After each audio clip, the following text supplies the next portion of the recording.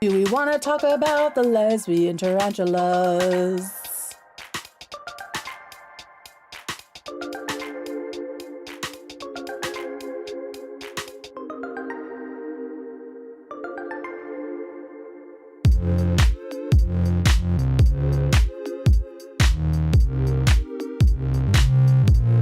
See you at the after party.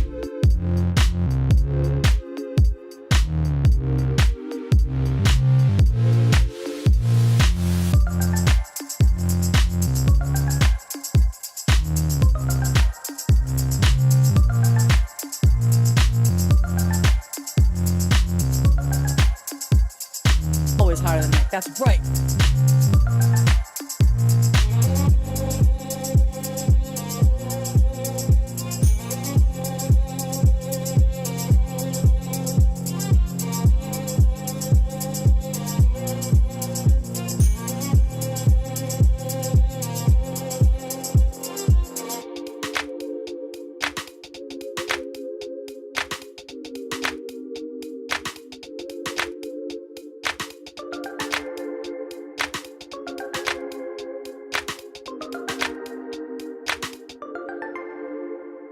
Always harder than Nick. That's right.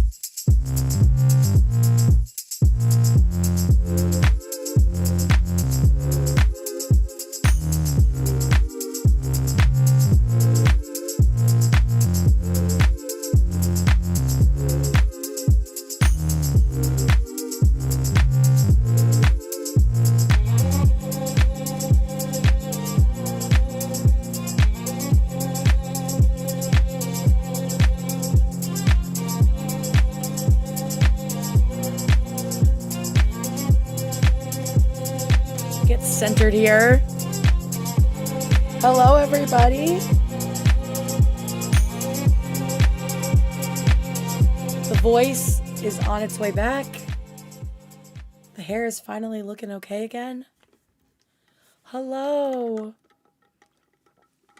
Hello, everybody. Welcome, welcome. Thank you. Hi, everybody. What is going on? Get your clams out. It's Guam time. I love that. Guam out with your clam out, everyone. The eyeshadow is Teddy Glow. I did the lavender, the starry black, and then the white highlighter. Loving it, obviously. Thank you, Clay. Yeah, working hard on getting my voice back to where it is supposed to be.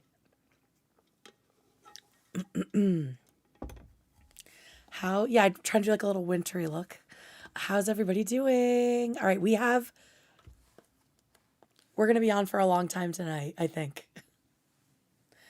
Just to let you guys know, we have a lot of stuff to go through. Obviously, we're going to be focusing on the Taylor Lorenz, Glenn Greenwald interview discussion that they had, but really about all of the weirdness in their history together that makes this whole collaboration an even bigger question mark than it already was. But let's start at the top by getting out of the way the fact that no, Taylor, nobody was stalking you at the Spotify event, right? So, Taylor accused, we'll see it all in here, but Taylor accused Zach and Tom from H3 of stalking her at a Spotify event that happened this past week. I think it was Wednesday night in LA. Now, I will say, stalking is a really serious issue, right? And like I've said in multiple places now, it is very possible that Taylor does have stalkers, right? A lot of people hate her. A lot of people probably like her a lot as well. So that is a totally valid thing that could definitely be happening. Also, she seems to think a lot of things is stalking that isn't. Oh, hi, Alex. My research will be considered stalking. Exactly. And that kind of dilutes the word. And then it makes me wonder, okay, well, is anybody stalking her? Or is stuff like this Zach and Tom thing, or just doing research on somebody, is that her idea of stalking? So this is just, oh no, you're lagging. Oh no, okay, hang on 1 second. Is that because there are a lot of people in here? It looks like my Wi-Fi is fine. Oh no. What's going on?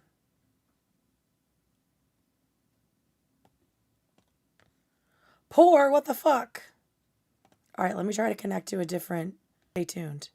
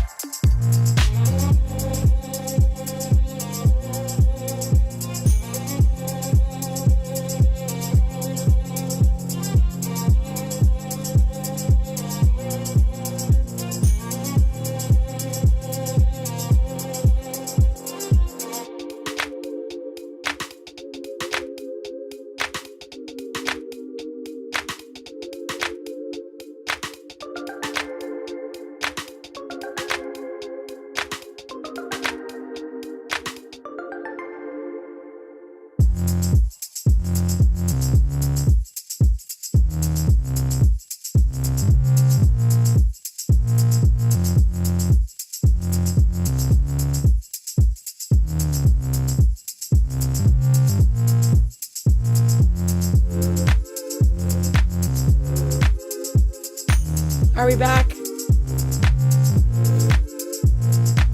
Everybody refresh. Give it a refresh, please.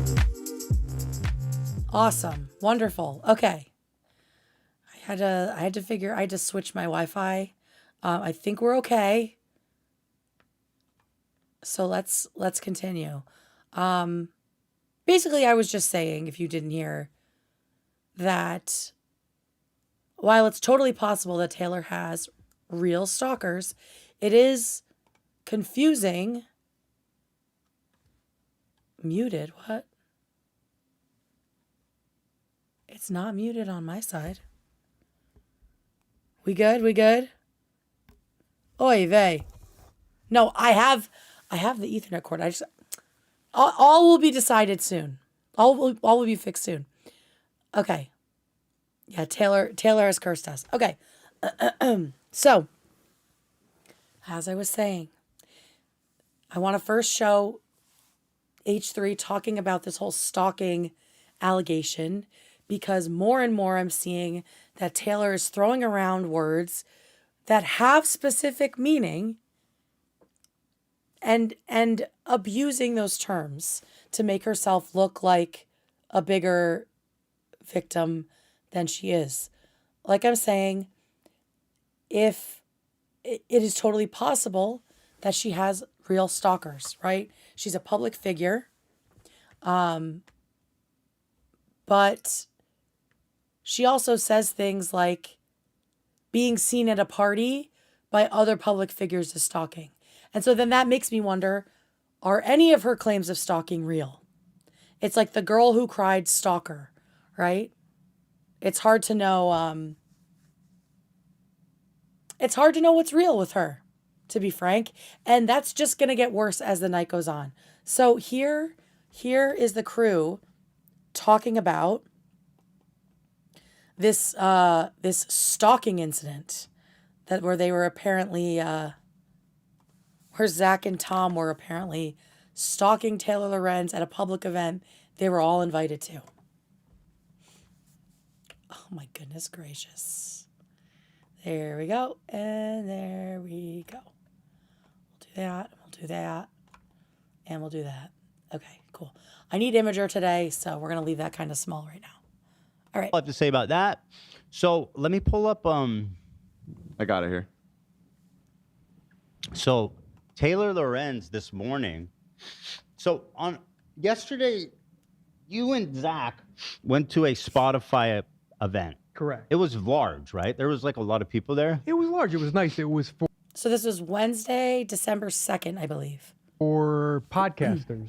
So it was their Spotify rap party. They had an artist performing, which was good. Nice. Good just to see people. Yeah. You know, it was just a nice event. So you and Zach went. I went with Zach. Yeah. You guys have a good time? We had a grand. We had a old great time. We met Yeah. the dude from the Black Eyed The Peas dude from the randomly. Black Eyed Peas. There were some fans there. Will.i.am? That was cool. No, not Taboo. Fergie or Will.i.am, the other guy. Taboo. Shout out. There's a couple other guys. Taboo. Taboo. Yeah, shout Taboo? out. He was a cool Yeah, guy. It was He very was cool. sneakers. We were talking about sneakers and shit. Saw Jason Nash. Yeah, Like so I heard- Jason. So you weren't here, but Okay, so breaking news. Breaking news. H3 is now gang stalking not only Taylor Lorenz, but also by the same metric, they're also stalking Jason Nash and Taboo from the Black Eyed Peas. They were all stalked by Zach and Tom. Zach was telling us about it, that he met with Jason Nash, who was a super nice guy. He was I a super corroborated that. You have met him in person. You said he was super nice too. Yes. Hi, Eli. Yeah, he was cool. But also, you guys saw Taylor Lorenz. Now, at what we mentioned on the show yesterday, basically amounted to that you guys saw Girl her. with a mic, when is she calling in? Thank you, Phil. A 1 month member. Yay. Yeah, if you guys haven't noticed yet, if once you're a member for a month, your little seedling turns into a little flower bud. Tom bought a newspaper with aisles cut out. Yeah, exactly. Essentially. In fact, can you pull out what we said? It was very short. Because you guys, once again, remember that Taylor Lorenz says that I'm promoting her stalker. Yes, that's her big. She has this prolific stalker that I'm protecting, but now she's calling me a stalker, and it makes me really wonder if she knows what stalking is. Couldn't have said it better myself, Ethan. And I did not watch this before I made my notes. That's right. I wanted to just have my own opinions. But yeah, it's true. Like words have meaning, and when you dilute them, people examine the way that you have used those words in relation to yourself, right? Because she talks a lot about this. My stalker. I have this stalker that the H3 community is enabling, and it's like none of us know who the fuck this person is. And now, if you're saying that you were recognized by people in the same industry as you, that is stalking too. Girl with a mic, when is she calling in? What is this spectrum, Taylor? Like in all actuality, it was I was perceived by people I don't like. That's not stalking. You're not being stalked. You were perceived by people you don't like. They mentioned that a day later, not in the moment, didn't put you in any danger, and you did not like that. And so now you're calling that stalking because someone you don't like perceived you. It's so strange. Yeah, I was in. First of all, She has seriously like a paranoid delusion. That's well, right. yeah. So okay, I'll set the record straight, Taylor. One, I have a great relationship with Spotify. They Yeah. have a great relationship with Ethan and the show. We have a podcast. They invited us to be part of their creator program because they were pushing video podcasts on their platform. So they reached out to the biggest video podcast. That's which- me, Taylor. Right there, Ethan Klein and Gila, H3. Yeah. And they want us to post video there. Yep. So we're part of the Oh, and she also talks shit about video podcasts, which is very interesting since she has a video show. We'll get to that in 1 second. program. We started posting video. They were so easy to work with, a great Lovely. platform. And guess what? They invited us to their podcast event. Makes sense. Shoe in. So Why were we there? First of all, a better question is, why the fuck was Taylor Lorenz there? Why was your stalker ass Wait, there? does she have a successful podcast? Does she work for a successful podcast? No. The only thing she Why does is she there? By the way, the only thing she does for sure that I know is stalk children in Roblox. That's confirmed. She knows what stalking is because she does it. Well, that's really interesting you say that, Ethan, because her new best friend, Glenn Greenwald, has also accused her of stalking children in the past. And we will get to that. So essentially, I do have to show you this. This is Taylor immediately talking shit about the event that she was invited to. Immediately talking shit and seeing everything in bad faith. Go gay, everyone. Yay, grave tickler. Here you go. Spotify had a big outdoor party for Spotify Wrapped on Wednesday, and even the food boxes had propaganda about video podcasts. They are definitely leaning harder and harder into video. So now I'm questioning, it's called advertising, Taylor.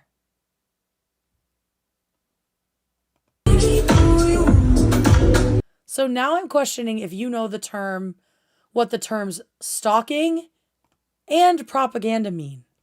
If you think a branded event having advertising on their materials at the branded event means they are pushing propaganda.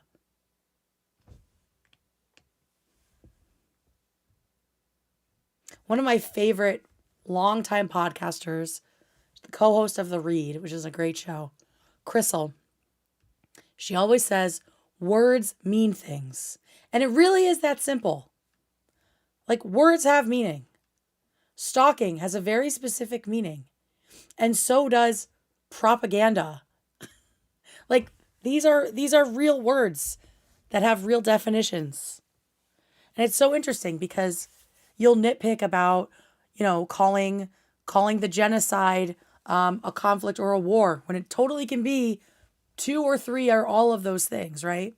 So some words have meaning, but then you'll just throw around things like, I'm being stalked by a couple of people who are at the same event as me. Words mean things. Words mean things. But yeah, so obviously no one from H3 is stalking you, Taylor. And if you really do have a stalker, I'm sorry, that's really fucking scary. I have had people find my home address and they send me all kinds of shit. They send me shit to, my wife's work. It's not fun. It's not a fun time. And this was happening well before I started on YouTube. This is not snark related or anything else related. This is Trumpers. This is Trumpers doing this to me. Yeah, I've gotten a couple handwritten notes that were really creepy. Yeah. So yes, especially Christine, you're right. The fact that she is a writer, someone who writes for a living and abuses language like this is just, it's really, I would say it's infuriating at this point. And we're going to see so much more of that ahead. So this like mini dunk, this little own that H3 got off this week, doesn't even come close. Doesn't even come close to the main event tonight because the holiday season has continued to put more presents under the tree of the H3 family.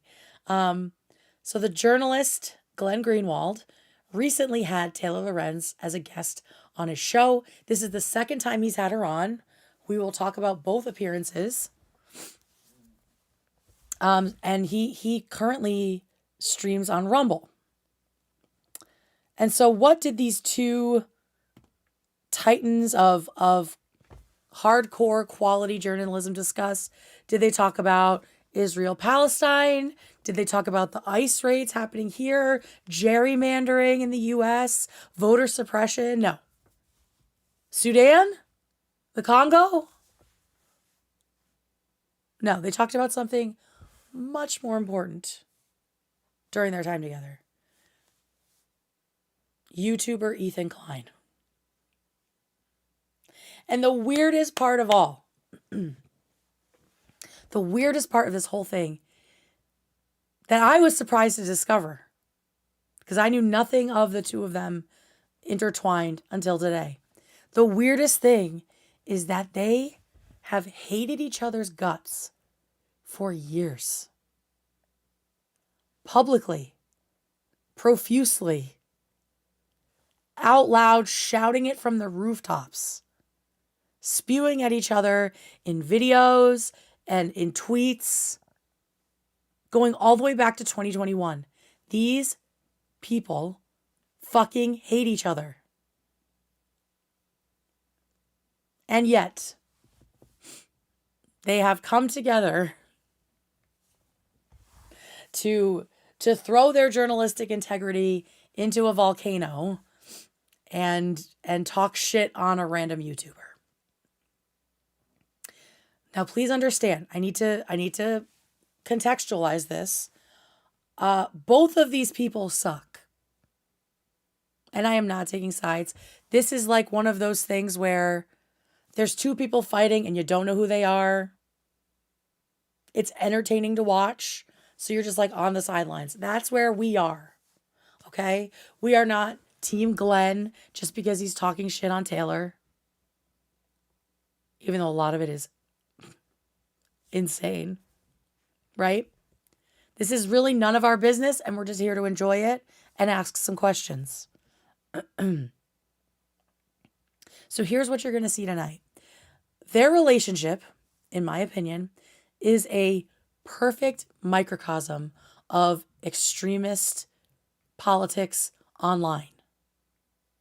We've got the horseshoe theory of one of them seeming to jump from the extreme leftism over to the extreme right. We have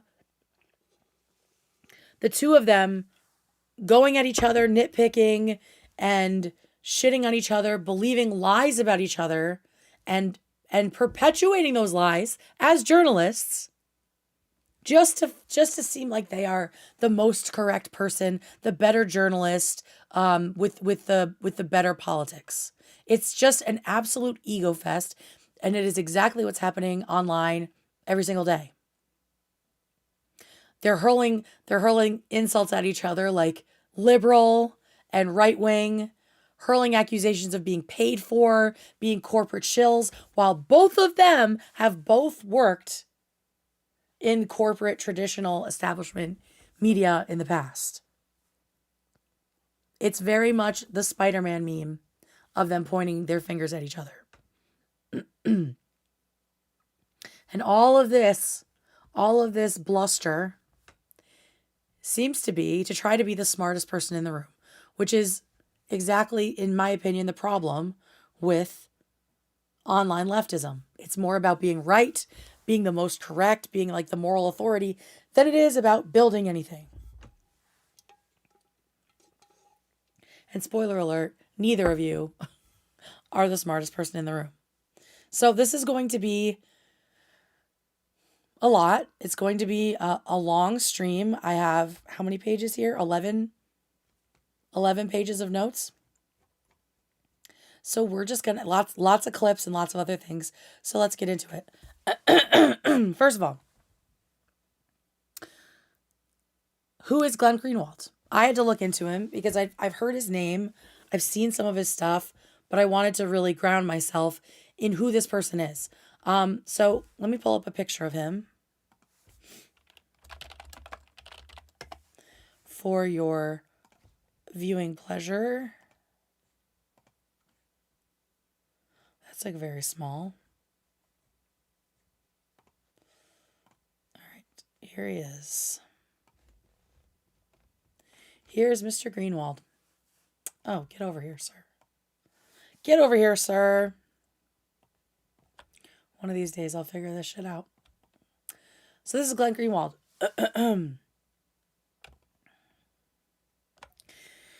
Glenn has a serious pedigree. He was a constitutional lawyer covering the First Amendment. He has a JD from NYU School of Law. To me, that makes it all the more embarrassing that he's teaming up with Taylor. So he was a lawyer for a while. He's almost 60. And he decided to leave practicing law, and become a journalist, a blogger first, just like Taylor. You're going to see a lot of similarities between them. So he got into journalism via blogging in 2005. He was covering the erosion of civil liberties under George W. Bush after 9/11. She's the center of her own solar system, bro. Ed Megshep says, friendly reminder that Glenn Greenwald was one of the respected journalists chosen to break the Edward Snowden stories. Yep. Crazy downfall. Yep, we're gonna get to that right now. So he was his beat on his blog, which was very popular, was tracking the way that the Bush administration was manipulating the public sentiment around 9/11 to shut down civil liberties and to limit specifically free speech. From there, from building his blog, he transitioned into legacy media, and he helped The Guardian win a fucking Pulitzer Prize in 2013 or 2014 for his 2013 work on the Edward Snowden affair, and in general, the global surveillance programs that the U.S. and UK were running under the radar.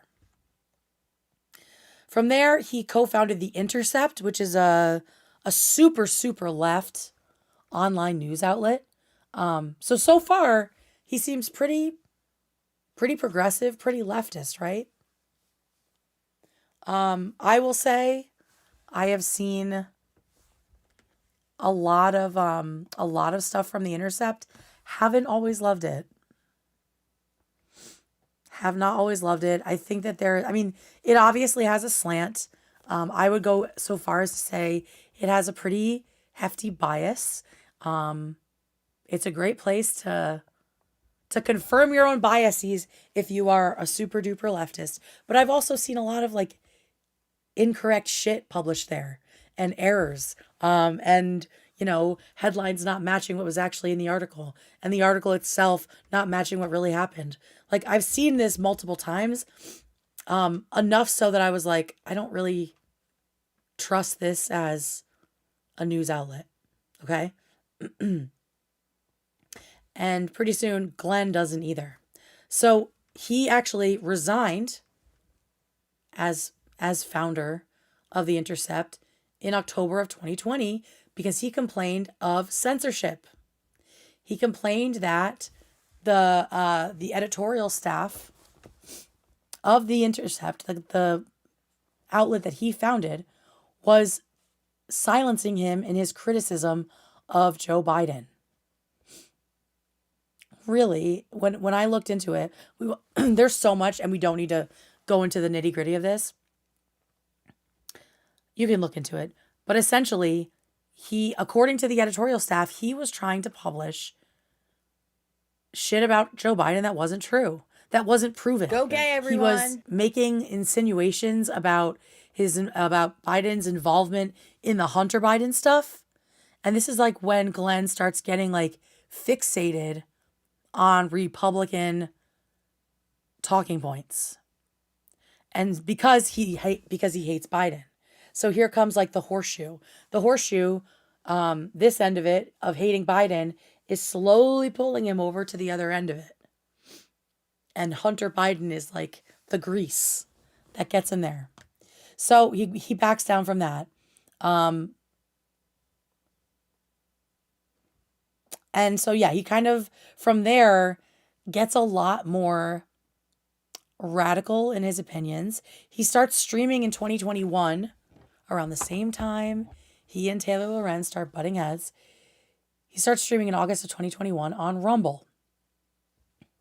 As we all know, Rumble has its issues, right? There's a lot of alt-right, racist, bigoted stuff happening on there. Glenn, by the way, is gay. Just to contextualize things. He's not quite like a Dave Rubin, right? He still seems to kind of be like pretty, I don't know, but he's kind of like out of the political spectrum. He's kind of like his opinions are on both sides in some cases. But I will say his politics went more extreme after he got on Rumble. In 2022, he perpetuated a conspiracy theory about Ukraine that Russia was putting out. It was similar to how George W. Bush said there were WMDs in Iraq. Apparently, there was a Ukraine bioweapons conspiracy theory saying that there were public health facilities in Ukraine that were actually secret U.S.-funded biolabs developing biological weapons. So it's literally the same shit. Russia was doing the same shit that George W. Bush did with the WMDs. He didn't fall for it when Bush did it. But now, for some reason, when Russia does it, he thinks it's real. Again, this is like this selective... somebody who critiqued him said it's a selective skepticism, and that's what he continues to have a problem with. And we also see that in Taylor Lorenz, right? Just this being very skeptical of one side of the aisle, but then giving everyone on the other side a free pass. And it's very strange because it's always the left side that they're very skeptical of, right? Of the liberals. But then everyone else gets passed. So my next question in my research after who is Glenn Greenwald, that's where he is now. He's on Rumble. He's doing this regular show. I think it's weekly. My next question was, has he ever mentioned, commented on Ethan Klein? Has he ever done anything about the H3 podcast? Has it even been on his radar? From what I've been able to tell, checking his Substack, his YouTube, his Twitter, which thankfully he doesn't erase every year like Taylor does, every 2 years. And also checking with ChatGPT and having them go like 8 layers deep of checking archives and stuff. It doesn't appear that he has ever mentioned Ethan Klein until 3 days ago. Not one time. Has never talked about him. And it's important, I think, to note again that this comes 3 months. This new mention of Ethan Klein comes 3 months after his first interaction with Taylor Lorenz. 3 months ago, they sat down to talk about her Wired article about the dark money that's funding liberals. And now 3 months later, here we are talking about Ethan Klein. And it reminded me of something. It reminded me of a stream I did last month. So let's just check in on that. Here are some interesting things that I found after talking to Madison. First of all, she pretty recently learned about Taylor Lorenz. And I'm not saying this is related, but I do think the timeline is interesting. So this is from 2 months ago, which is what? September?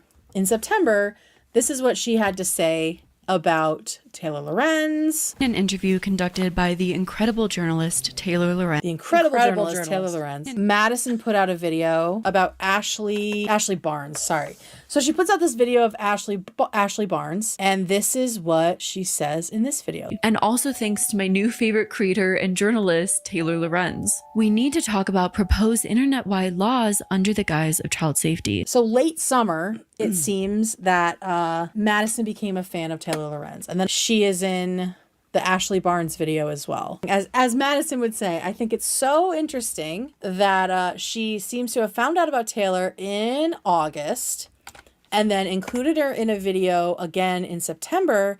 And then all of a sudden, Madison has an opinion on Ethan Klein when I'm not sure she's ever spoken about him before. But here she is.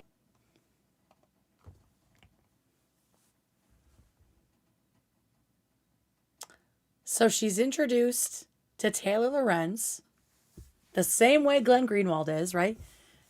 Glenn gets an introduction to Taylor Lorenz, right? Or her new journalism, her recent journalism. He definitely knew who the fuck she was. He does a video with her.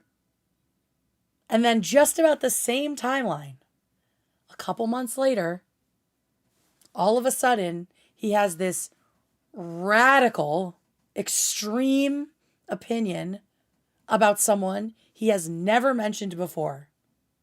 And it is the same person who Madison had a strong opinion about, whom she had never mentioned before. Right? That like buffer period made the hair on the back of my neck stand up. I was like, oh, okay. So there's something, in my opinion. Listen, if she's going to sit there and say random people at a party are stalking her, we can speculate a little bit. There's something going on where Taylor is, in my opinion, making connections with these people and then hooking them in, because we know she loves to DM with people and sort of like info bomb them. She's hooking them in and trying to pull them into the narrative. That's what it feels like to me. It feels like there's this initial olive branch, this initial like overture between the people, and then there's some time, and then all of a sudden this other person has like the same public opinion about Ethan that again is rooted in nothing except her opinion. And you'll see, Glenn is like, I don't really know anything about this, but fuck Ethan Klein. It's like, it's crazy. It's crazy. So yeah, he had never, ever, Glenn Greenwald had never mentioned Ethan Klein before the video 3 days ago. But he sure has mentioned Taylor a lot. Turns out, up until the beginning of 2025, he fucking hated her. Hated her guts, specifically as a journalist. Thought she was essentially despicable. Irredeemable as a journalist. We don't have a lot from Taylor because she wipes her tweets, as I said, every couple years. But we've got some things here. That does kind of make it an L for her tonight, though, because we don't see her response to this stuff. So for the most of the night, it's kind of just going to be Glenn airing Taylor out. So I hope you guys are okay with that. So ladies and gentlemen, and everybody in between, welcome to the roast of Taylor Lorenz. Let's just get into it. This all seemed to start in 2021 when Taylor ended up on Glenn's radar because she did some reporting on a Clubhouse community. That was like a very short-lived like voice chat community. And he thought that she reported out that someone had used the R word incorrectly, but that turned out to be untrue, according to Taylor. But he ran with that and really stuck with it like a dog with a bone, and accuses her of stifling free speech. So that's where we begin. He is quoting here an article by Matt Taibbi, I believe his name is. And this is the very first mention that I could find of Taylor Lorenz in Glenn's writing, 2021.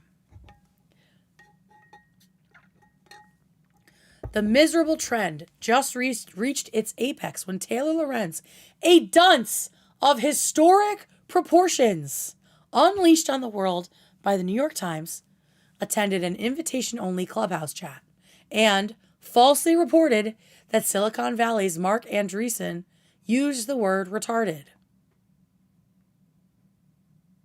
Again, here she is attending an invitation-only event and not knowing how to act. Now, she says... Oh, Cam and chat. Okay. There you go. Thank you, Deej. Shout out to you. Now, she says that this is a misrepresentation of her comments. What I was able to find is she says that, oh, it was like an unfettered conversation. I don't know where people got that she said someone used the R word, and she deletes her tweets, so it's not easy to find. But that's not really that important because don't worry, it keeps going.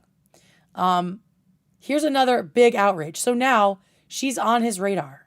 She's pissed him off by potentially, infringing on people's free speech. He's also more of like libertarian of being like, everyone should be able to say whatever they want. It's like Elon Musk, free speech absolutist, even if you're being like a horrible, disgusting person.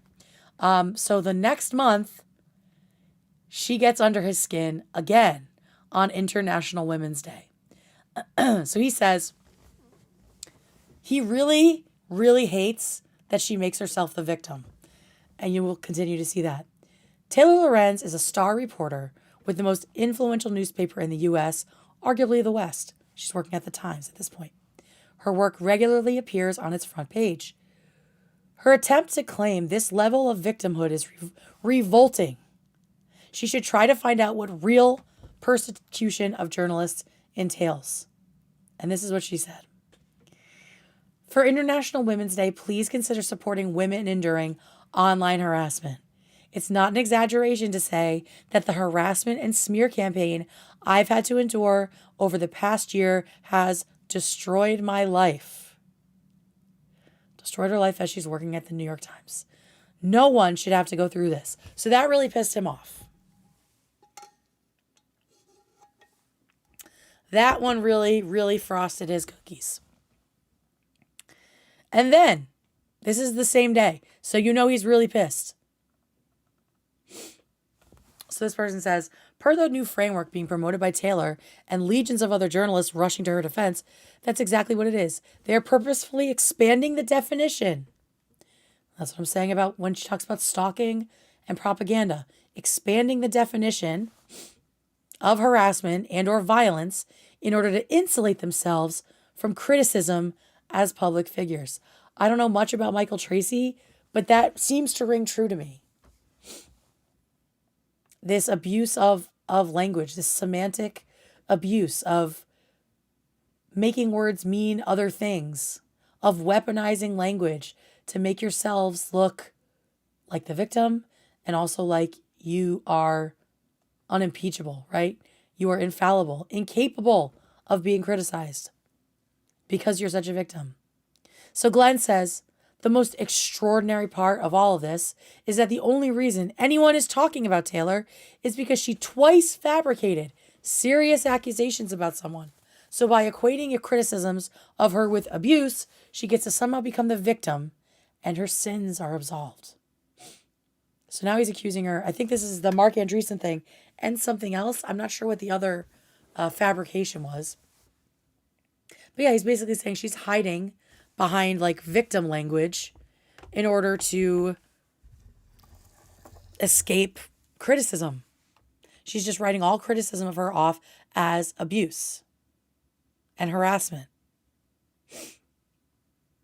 And he's still going. So this is the next day. When Taylor and her friends use their large media platform to attack you, as she and they did with me yesterday, this is what your inbox ends up looking like. The abuse just flows in. So because he had stuff to say about her, people started coming after him in the way that she says people come after her. It's almost like it happens to everyone. Basically calling him a groomer because he's gay and has children. Then he says, you don't know what it's like when Taylor Lorenz uses her big platform to criticize you. The abuse pours in and never stops. This is, 4 years ago? Okay. The next day, he is still pissed. Taylor Lorenz was raised in Greenwich, Connecticut, educated at a Swiss boarding school, and now writes for the front page of the most powerful and influential newspaper in the West, depicting her as some downtrodden, marginalized, vulnerable figure is truly hilarious. And here comes Taylor. All right, so that is 2021. This is later in the summer. Now we get to hear a little bit about what Taylor thinks of Glenn Greenwald. So this is about him. This is about Glenn Greenwald taking a deal to stream on Rumble. At this point, he's still pretty, I think he's still pretty left. He's of the left ilk that just constantly shits on Joe Biden, right? And the centrist Democrats. So he's going to Rumble. And apparently he gets like a huge check for that. Taylor says, while a legitimate journalist could never take this deal, Glenn Greenwald potentially getting up to mid six figures to post content on Rumble shows how he's leveraging the creator playbook and making huge amounts of money following in MAGA influencers' footsteps. So here is Taylor calling Glenn Greenwald an illegitimate journalist. I can't imagine that sits well with Mr. Greenwald. Let's find out. And also starting to accuse him of being a right-wing grifter. So here's what Mr. Glenn had to say. I'm not a legitimate journalist, says the deeply unwell, Swiss boarding school educated neurotic who is paid by the New York Times to lurk outside teenagers' TikTok houses and exposes their past transgressions. And then beside his article with her comment, or beside the Rumble announcement and her comment, he posts this tweet of hers from earlier in the summer. This is definitely TMI and I will probably delete, but I'm honestly so proud and I wanted to share it. Something people might not know is how I have very bad trichotillomania and dermatillomania, and this is the first time in my entire life that I haven't had an open wound on my head. I don't know why he felt the need to share that. But we are at like the fucking mask off phase. How do you go from shitting on her for having these disorders to welcoming her on your show like you guys are buddies? Yes, skin and hair picking. How does that happen?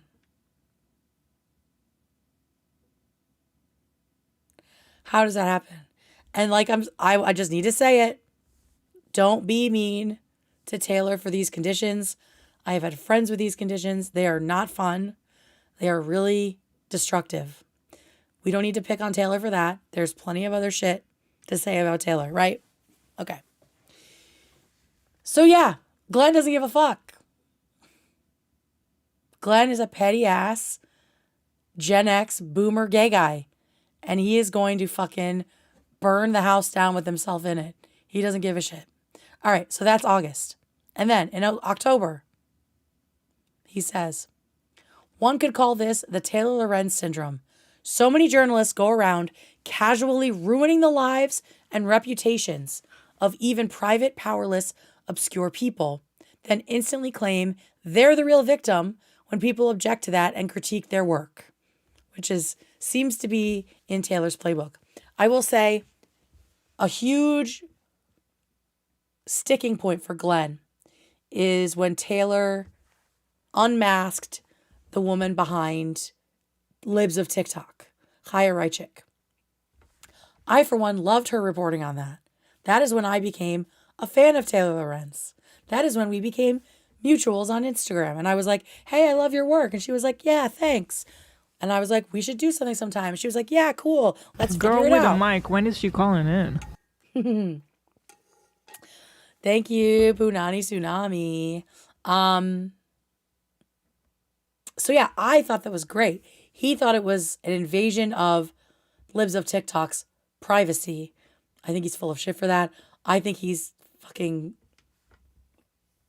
has a problem with the way libs, progressives, and queer and trans people of the younger generation are expressing themselves on the internet. So he's definitely more conservative than I am. And so that's, I think, another way that he has jumped over to the other side of the horseshoe is a lot of like the cultural stuff.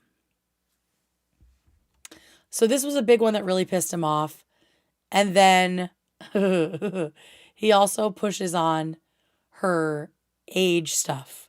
So he says, oh God, that's coming. The most bizarre part of the Taylor Lorenz discourse has always been, if you criticize her, people will yell at you for bullying a young woman. Aside from the fact that she writes for the West's most influential papers, she somehow convinced everyone she's 23, not close to 40. So Glenn is pissed. Glenn is pissed about the age stuff. All right, we have a bunch of videos to get to too, so let's hop into those. First of all, I am shocked, and maybe she did, but I did not find evidence of this. I am shocked that Taylor never accused Glenn of stalking her with all of these posts. I mean, this is more stalkery than what Zach and Tom did at the Spotify event, right? And I said, nah, this dude fucking hates her. You don't tweet that much about someone if you're indifferent. And as a writer, that's how I know.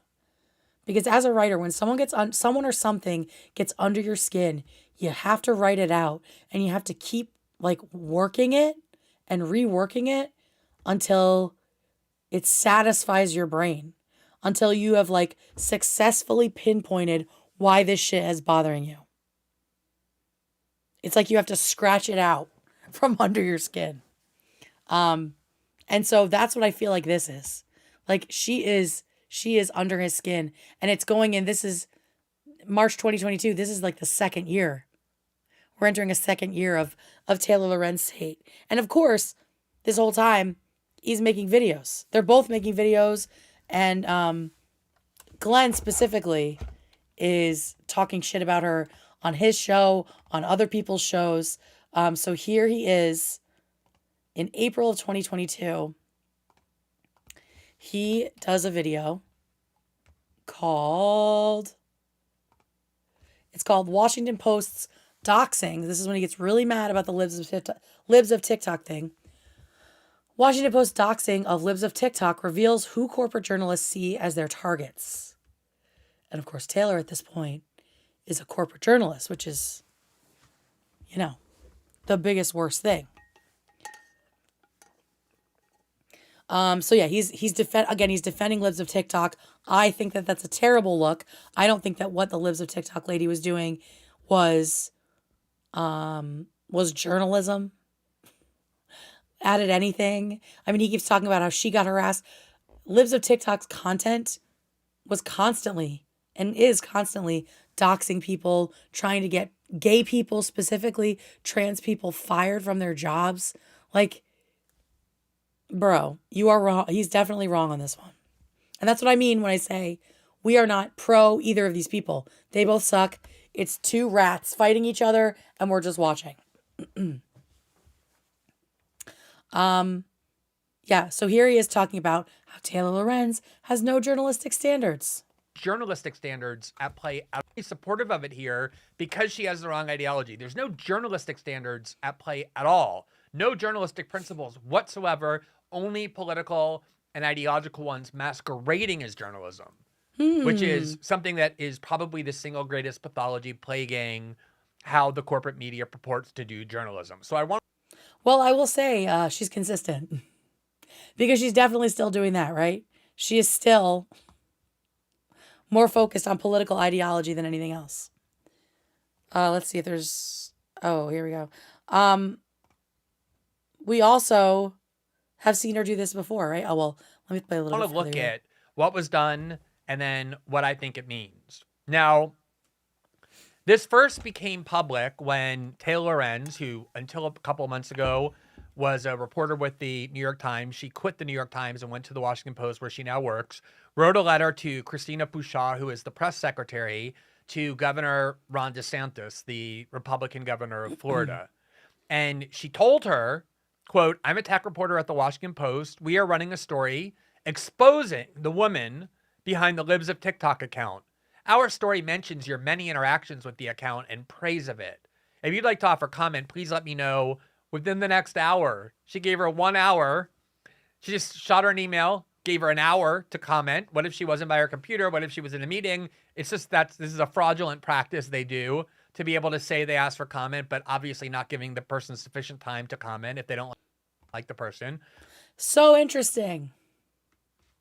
Do you guys remember her dark money story? Do y'all remember that? That dark money story where it was like 11 different people that she said weren't available for comment.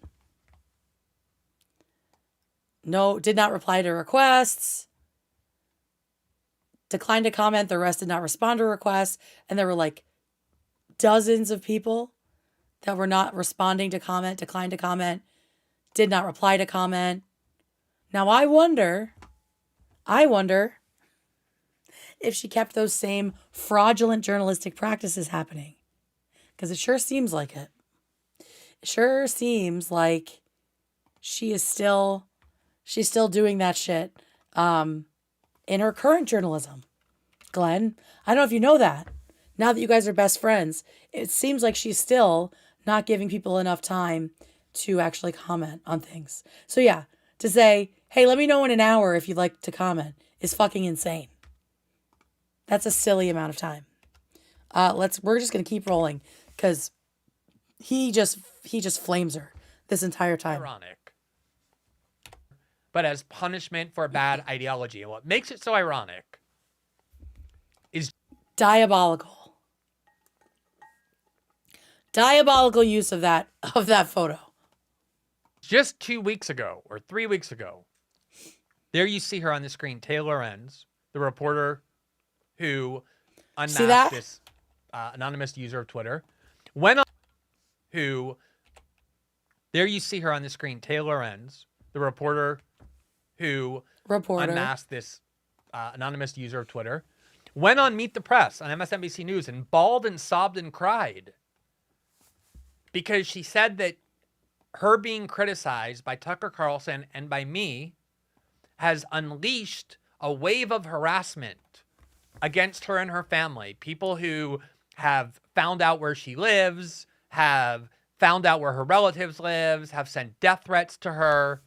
And the purpose of the segment was not to condemn the people sending the death threats, but to condemn people in journalism like myself and Tucker Carlson for criticizing the way she does her journalism on the front page of the New York Times and the Washington Post. It was a way of saying this woman is off limits from criticism because she's sobbing with what they called post-traumatic stress disorder because of the effects of what happens if you criticize her journalism. So you would think that somebody like this, if they really were sensitive to the abuse that women experience online, would not want a standard that says you can't criticize a powerful public figure like Taylor Lorenz, but you can unmask the identity of a private young woman who chose to remain anonymous precisely because she knew her work was politically controversial among powerful people and powerful entities like the Washington Post. Again, I disagree with him. I am happy that Chaya Raichik was outed. I think what she was doing was not just politically, it wasn't just like controversial. It was damaging and destructive and incendiary. So I disagree with him there. But I think he's right about Taylor and how she wields information, right? That she is allowed to dox people, out people, unmask them, and that they are just supposed to take their lumps, and actually they deserve it. They deserve that because they're bad. They don't have the most pure politics that she does.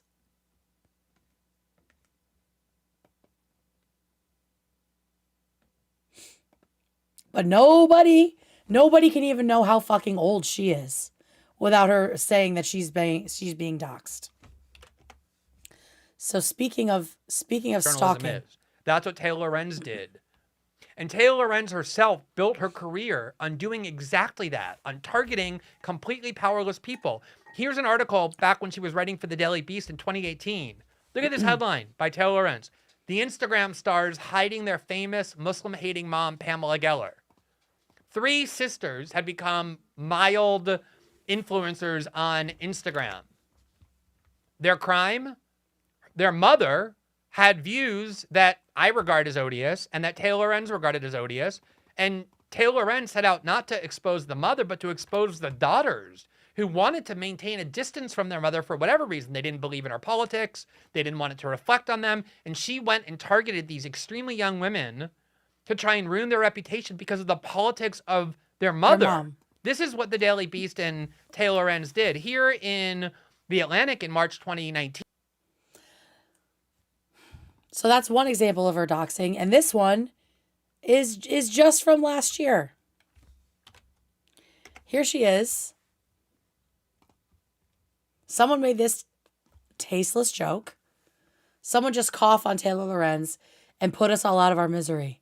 From this, Taylor posted her full name, or their full name, where they work, posted their LinkedIn, and of course she did the thing where she makes it sound like this person is harassing all kinds of people when really she's just talking about herself. Blank is a marketing associate at Blank Health, a healthcare company, but she spends her days abusing disabled people and calling for disabled people to be killed, including a high-profile journalist. Literally, she's talking about herself, but she's acting like she's reporting it. Including a high-profile journalist, which is me. She doesn't want you to be killed. She just wants you to die. Like that, there is a distinction there, right? It's a terrible joke. It is not a joke that I would make. But all of this because someone dared to make a joke about you. And meanwhile, you have no problem doxing these people. But you call being recognized in public stalking. Like, it's that selective outrage, that selective skepticism. Taylor is not built for this world. Like, this specific online world. Everything feels like a death threat to her. Like, her nervous system is not regulated. She needs to deal with that if she wants to last in this stuff. Because this must be exhausting for her, right? Like, I can't imagine it isn't. So yeah, it just keeps going, gang. It just keeps going. He talks about, he says, like, this is how she built her career, doing shit like this.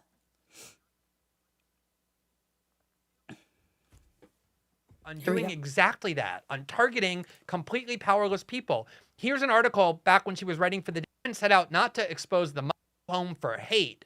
She went and dug up a bunch of old tweets in The Atlantic in March. Okay. So that's it for that clip. And now he goes even further into talking about what a victim Taylor likes to make herself. He goes on Brianna, I think her name is Brianna Joy's podcast. Another person who I think one of the things that drives me fucking nuts. Her Twitter. Do we want to talk about the lesbian tarantulas? Her Twitter stuff is infuriating and nonsensical. The stuff she tweets just reminds me of like the shit PETA tweets. That's how I feel about Brianna. But here's Glenn taking his show on the road, his Taylor roast on the road, talking to Brianna about her. Why? I don't know. On the podcast together at the same time, and I won't would that is triggering to people. I think there is some of that is, this myth making of her own creation, the way she's styled in the media. Some of it is her fault, some of it isn't. As this vulnerable young woman who, I get that that's part of it, and that's why this is 2022, by the way. Still, I want so badly for the two of you to be on the podcast together at the same time. And I won't stop trying to broker that. You know, I'll do it Until it anytime, and will conduct myself with the civility and elegance with which I always do. But, you know, I'd be happy to have a conversation with her. I seriously doubt she would do it. I think one of the things that is bothersome about her in particular, but people are bothered in general, is the way in which power is so often inverted in our culture. One of the things for which she's best known is being a victim, constantly centering her suffering and her, you know, Well, Glenn, how much of that is her fault? Because I did see her objecting to how the crying clip in that interview she did was clipped by the people who conducted the interview. So she said, like, I did a whole interview. I got emotional at 1 second. Yeah, girl, that's what's going to happen, Taylor. They're going to clip the stuff that's actually entertaining. Like, again, she's just victimizing herself. You know, one part of it. And that is the crying clip that went around the world. No, but Bree, this is not the only time. It's like she has made like a cottage industry of talking about how she suffers, you know, like uniquely as a journalist because she has to get mean tweets and like people publish information about her and her family. I just love that she has created a cottage industry of suffering and self-victimization. I love that term. There's some bangers in here. You know, in the scheme of journalistic suffering, I look at people being killed in war zones as reporters, or Julian Assange in prison, or, you know, Edward Snowden in exile. That's actual persecution. So I think part of it is, you know, she's this woman who comes from great wealth. She was raised in Greenwich, Connecticut. She went to Swiss boarding schools. She now works for the most powerful media platforms in the world. When she has a problem, she gets put on television to constantly say, look over here, I'm the victim that deserves your empathy, when millions and millions of people are suffering far more than including yourself. Well, and also she wants the attention, right? She chooses to go on TV.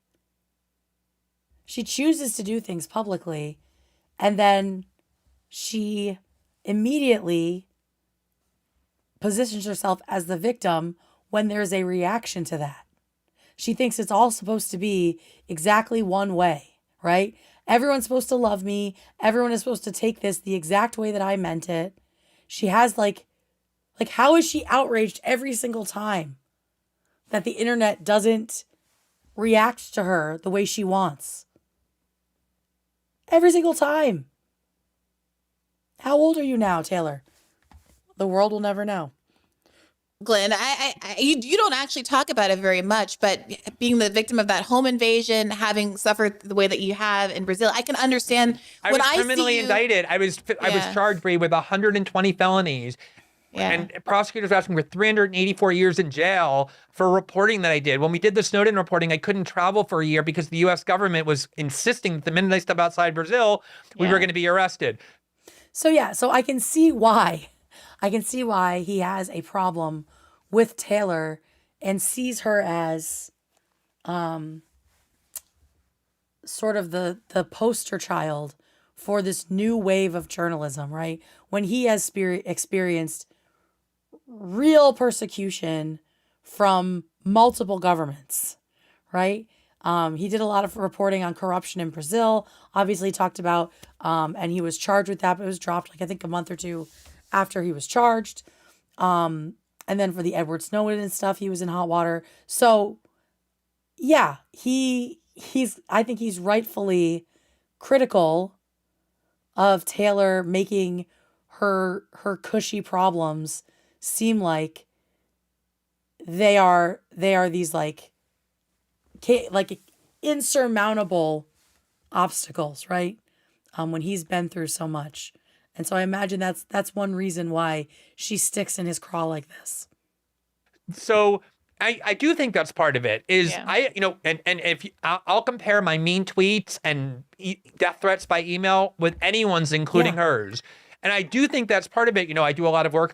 Julian Assange is a friend of mine. I know what he's going through. So there is real journalistic persecution. And for her to constantly center herself that way over something far less, given all the privileges that she has, you know, you said I don't talk about it much. One of the reasons is because I could end all that persecution and all those mean tweets any day I wanted. I go back to practicing law. I could Exactly. withdraw from public life. I choose to have a powerful platform. And I know that with that influence comes those attacks. And if I don't want those attacks, I can renounce the public platform that I've sought out and that I continue to develop. I mean, he's making a lot of sense, right? This Glenn, 2022 Glenn, is making a lot of sense. Harassment is terrible and it shouldn't happen. But if you're doing controversial work, you're going to get blowback. It's part of the job. It's something that you should expect, especially after how many years Taylor has been in this industry, right? So this Glenn,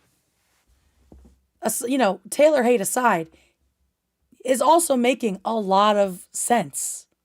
I think he has some valid criticisms of her. And I think in general, like yesterday, for example, when CNN Plus was shut down, people are very, very affected by what CNN does. A lot of people hate CNN and believe its journalism is toxic, including myself. So they were celebrating the failure of CNN Plus because it's a failure of a certain kind of journalism they believe harmful.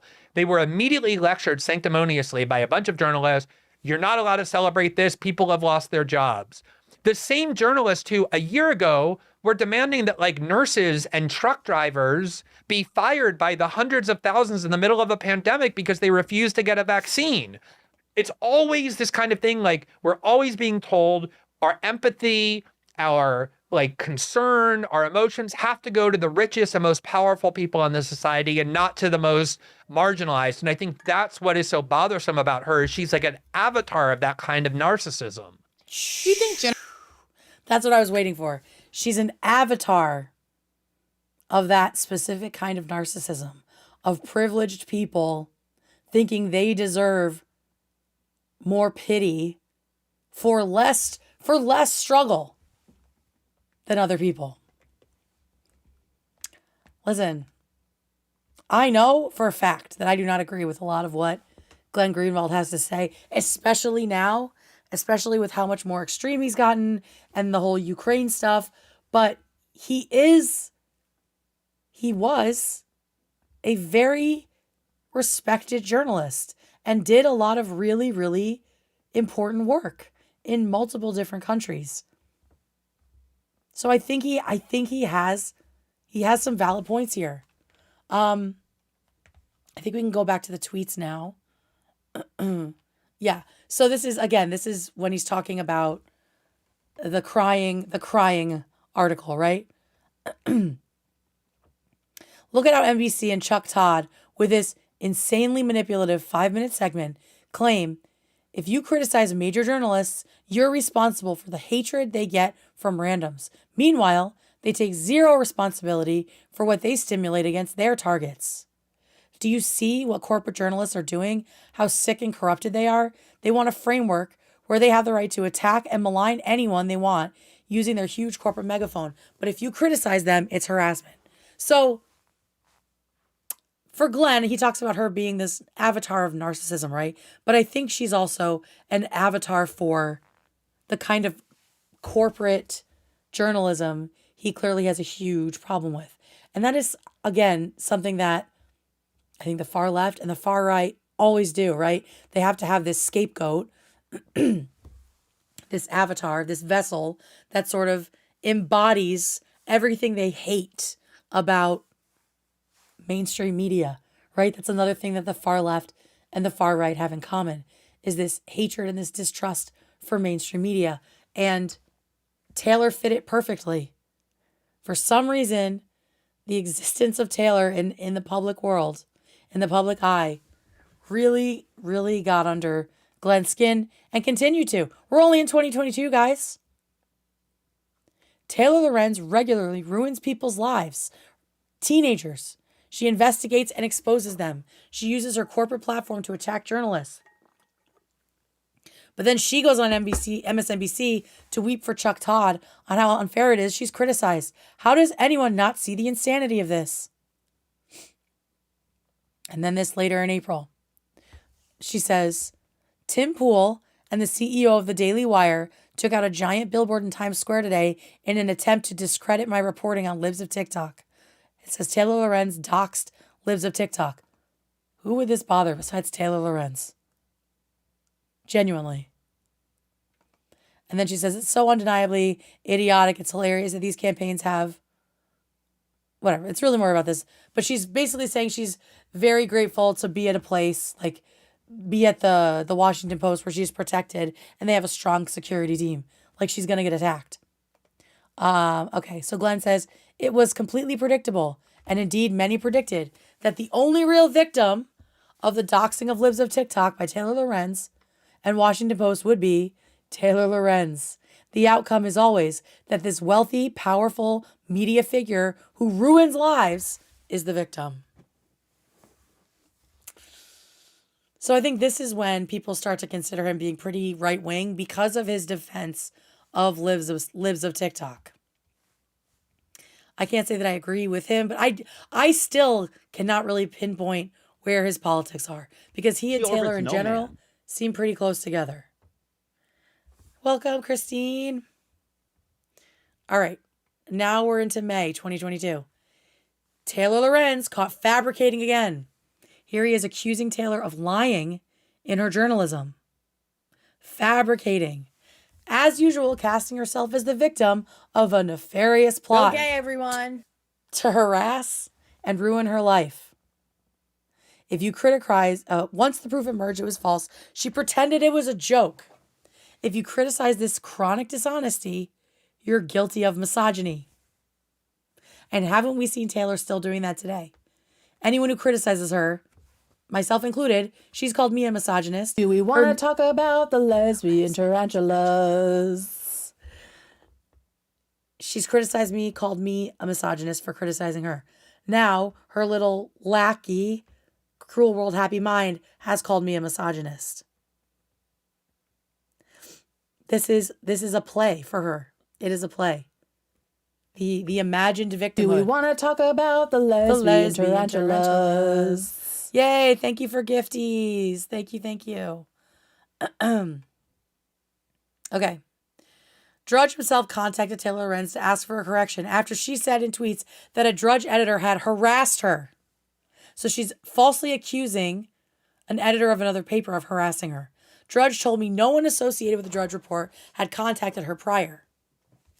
So nobody had even been in contact with her, and she said that they were harassing her.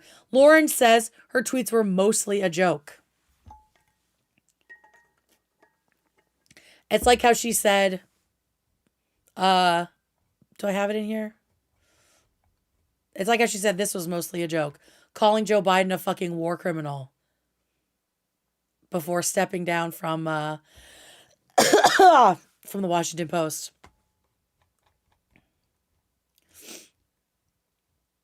Okay, now, Israel. Israeli police used batons to beat mourners carrying coffin of Al Jazeera journalist Shireen Abu Akleh. That was horrible. I remember that. Who was killed while reporting in the West Bank. Glenn says, you can support a country without blindly defending even the most heinous things they do. And this is nothing short of heinous. So at this point in 2022, Glenn still supported Israel. And I'm assuming this is another reason why Taylor thought that he was like super right wing. But here he is having a totally rational take about this, right? And then into June, people at New York Times knew Taylor was a reckless, unhinged liar. A reckless, unhinged liar who brought shame to the paper. And people at Washington Post know it too. But journalists are petrified to speak out because somehow this child of privilege has been placed off limits from criticism. So what's this about? They wrote an article, Fox News wrote an article, because Taylor, again, wrote something and falsely claimed that she had reached out for comment. So here's it's from the New York Post, actually. Again, here she is getting caught not actually reaching out to anybody for comment. Like we saw earlier, how she didn't give them enough time. Then we saw the article from this year where she says like dozens of people didn't reply. And so here is Lorenz. She says, I'm sure the right-wing media and cable news world is spinning something up, Lorenz quipped on Twitter, downplaying the controversy. The YouTubers slammed Lorenz's article. This says I didn't respond to requests to comment. I know I've gotten a lot of emails over the past 2 months, but I've just double-checked for your name, Taylor Lorenz, and I see no email for you. Also, I didn't suddenly pivot. I started covering this before the trial began. So this was all during the the Johnny Depp trial. And apparently, according to these YouTubers whom she wrote about, she did not actually reach out to them or make any real effort to contact them for comment before writing about them. So isn't that interesting? Still in June, same day, and this is when he starts talking about the corrections, how a lot of her articles have tons of long corrections on them because she, according to him, fabricates things. Go read the lengthy, multi-pronged Washington Post corrections of the Taylor Lorenz story. They don't describe reckless errors the way she's displayed on so many other occasions. They describe outright fraud. Deliberate, self-interested lying.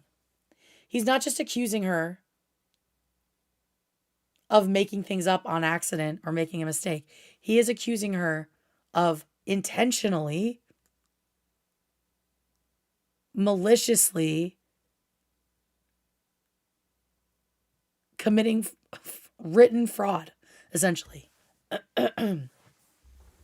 Calling her a fucking self-interested, lying fraud.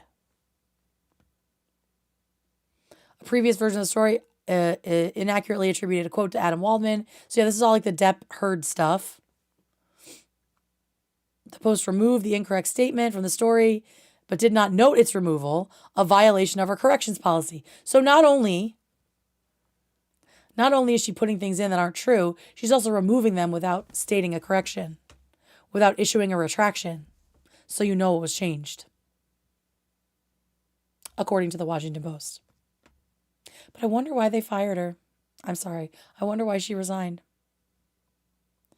And he goes on. Taylor Lorenz got caught red-handed lying in her article. Not just reckless errors, but lying by saying she reached out for comment to someone she's never contacted.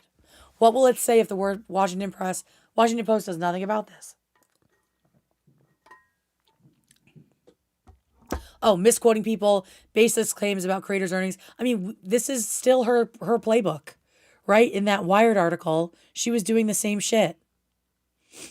Talking about the contracts like she knew what was going on. Talking about the amount of money people were making like she had any idea. Talking about what people were allowed to and not allowed to say under those contracts. And being completely fucking wrong about it. And also, according to many, not being contacted at all. It's the same playbook. It's lazy fucking journalism. Okay.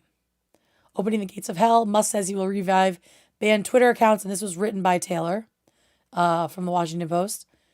And Glenn says, this is November, so it's been a few months. Things have cooled off. But he must have seen one of her front page articles and gotten pissed again. Taylor Lorenz miraculously found 3 or 4 people more neurotic, clearly unstable, and censorship happy than she is. So here he is again calling her neurotic, calling her unstable, and censorship happy. Bestowed them with fake expertise titles, and now the Washington Post is blasting out her alarmist, asylum-worthy babbling to millions. Taylor's writing is asylum-worthy babbling. A reminder that Glenn just welcomed her onto his show.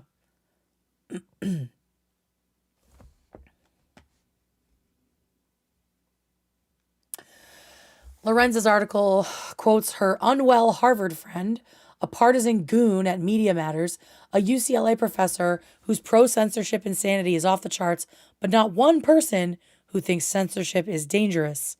Including the other side is journalism, which is not what Taylor does. Including the other side is journalism, which is not what Taylor does. 2022, Glenn Greenwald, at least when it comes to Taylor, is fucking based. Not when it comes to Ukraine and libs of TikTok. Do you see how multiple things can be true at the same time? He's still, okay, so that's November. So then we get to 2024. 2024 is when things really blow up. It's when the videos start happening back and forth. Glenn Greenwald puts out a video on January 26th, 2024, in which he just fucking demolishes her, roasts her into the ground for 23 minutes. And don't worry, we have plenty of clips. So Glenn, I'm going to let you talk for a while. Here's the opening, which already has amazing shit in it.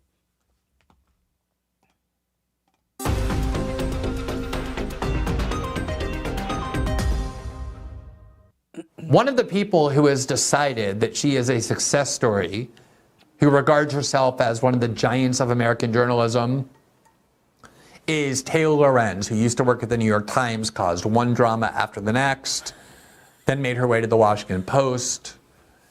She basically, as we're going to show you, started her career by hanging outside of houses that are filled with 16 and 17 and 18-year-old TikTok influencers, where she would try and induce them to speak to her and give her secrets. She would go and get 17-year-olds canceled. And so she built a TikTok platform just by using the names over and over of 17-year-old boys who were extremely popular among adolescent girls, even though she was 40 when doing it. And somehow... Listen, you don't want to get in a fight with a gay man, especially a Gen X gay man. You don't want to do it. They do not have like those bowling bumpers on.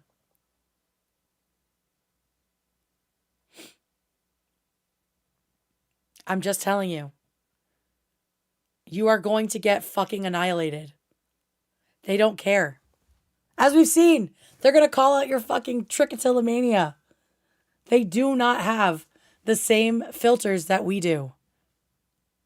So here we go. How this convinced her that she's some kind of like giant of American journalism who now is in a position to issue State of the Media addresses, similar to the way the president issues a State of the Union address. And so she went to TikTok to talk about the reason why her entire generation basically has proven to be complete failures. And I think it's really worth listening to what she has to say.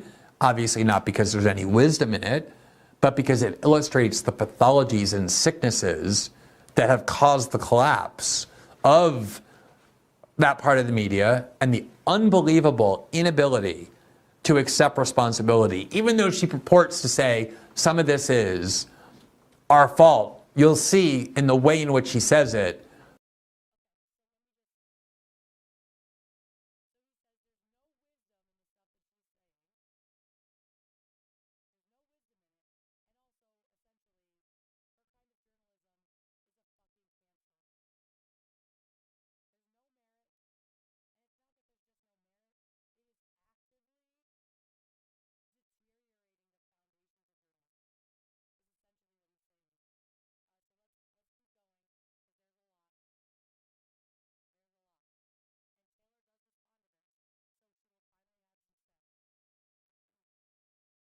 this sentence.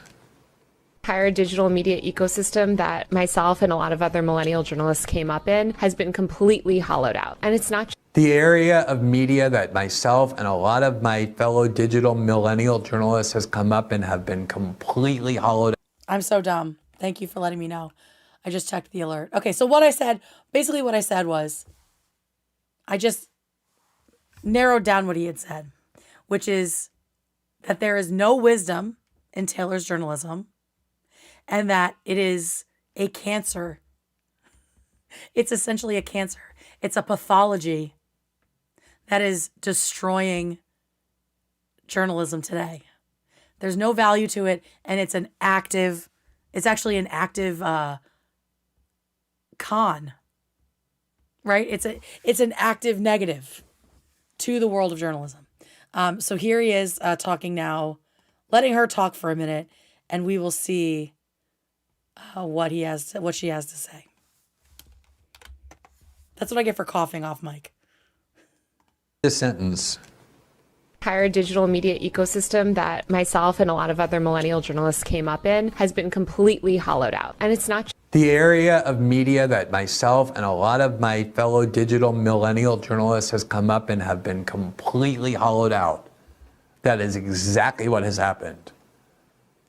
And there are very good and valid reasons for it. And while as I said, I don't take pleasure in watching people lose their jobs and be sad about it, I absolutely take pleasure in the hollowing out of industries that are very toxic and damaging to our society and to our republic, which includes this one.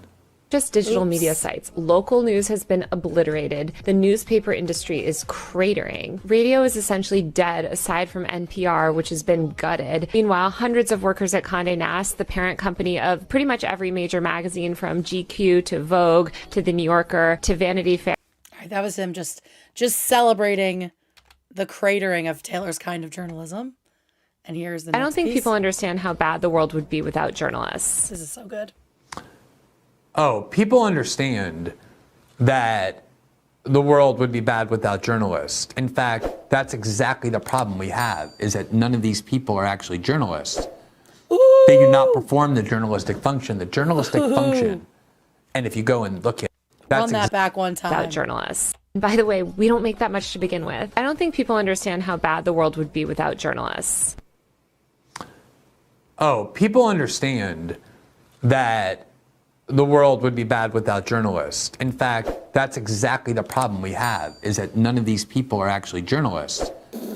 They do not perform the journalistic function. The journalistic function, and if you go and look at what people for hundreds of years have been describing as the core purpose of the press, the reason there's a freedom of the press guaranteeing the First Amendment is because we need a mechanism to confront and undermine and subvert and check institutions of authority and the most powerful people in our country. That's what journalism is for. It's to bring them down pegs. It's to expose their secrets. And what instead has happened is that these people who work in these corporations have done the opposite of that.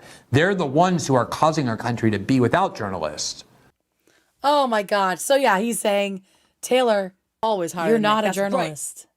We're in this situation because people like you are cosplaying, LARPing as journalists, and you're fucking not, because you're not doing your job. You're not doing what journalists are supposed to do. Like, and I agree with that for sure. Taylor. I don't agree that there is nothing online that is worth covering. I don't think that, you know, tech news, entertainment news is unimportant, but the way she does it, extremely biased, unethical, right? As he's saying, not considering the other side, not getting comments from people. All of that is is antithetical to what journalistic integrity is. And so in that sense, I agree with him. But he is being a little boomery about like, oh, it's not important to cover online stuff. And I agree with Taylor on that. And the Libs of TikTok account. Taylor Lorenz has never challenged or exposed any lies or secrets or corruption in the CIA or in the FBI or in Wall Street or in Silicon Valley. I think her second biggest story is that one time she was in the app Clubhouse and she heard somebody use the word retarded and she ran to Twitter and told like a tattletale, and she attributed it to Mark Andreessen, and it turned out Mark Andreessen had not said that, so she had to correct her second biggest story. Wait, she has a new second biggest story, and it's the ICE protests in Roblox. So I'm sure that Glenn has read that, and that's probably what's changed his mind about her, is reading that kind of gritty, like Watergate style journalism, you know, like just really on the ground, boots on the ground, reporting, getting to the heart of the story in Roblox. I'm sure that's why they're besties now, right? So yeah, basically saying she's never challenged or exposed anything of value. And here's more. Taylor Lorenz has never challenged or exposed any lies or secrets or corruption in the CIA or in the FBI or in Wall Street or in Silicon Valley. I think her second biggest story is Turd. Attributed it to Mark Andreessen. Taylor Lorenz has more corrections. Appended had not said that, so she had to correct her second biggest story. Taylor Lorenz has more corrections appended to her stories than almost any person working in media. And the amazing thing about that is her stories are so trivial that it's almost impossible to even get an editor to care enough to correct them, and yet she has a mountain of them. So she has a ton of corrections. More than anybody. I don't know if any of this is true. More than anybody. And they are so glaring that editors are feeling the need to correct shit, even in her like piddly little meaningless stories, because they're so bad. That's what this guy is saying. Pop off, Queen. God damn. Long ones, big ones, major ones. And yet she seems to think she's the success story, and on some level, bizarrely, she kind of is, given that she's at least been able to draw attention to herself just because she's just such an extreme, she's almost like high camp at this point. I have to say that I've kind of come to appreciate Taylor Lorenz in the way that just these kind of people can have this sort of campy, iconic appeal. But there is nothing iconic about Taylor Lorenz. Like, it can't be okay. We can go with campy, but nothing about her screams iconic. A lot of problematic, annoying people are iconic. Taylor is, I'm sorry, Glenn, gay to gay. You're wrong there. There's nothing positive about her journalistically, except for the fact that she provides a shit. Taylor Lorenz has never corrupted. God damn it. That was great. That it's almost impossible to even get an editor to care enough. All right. Extreme people can have this sort of campy, iconic appeal. But there's nothing positive about her journalistically, except for the fact that she provides a window into the pathology that is causing it to collapse. But there's nothing positive about her journalistically. There's nothing positive about her journalistically. This dude has fucking snatched her wig completely off her head. There's nothing positive about Taylor Lorenz journalistically.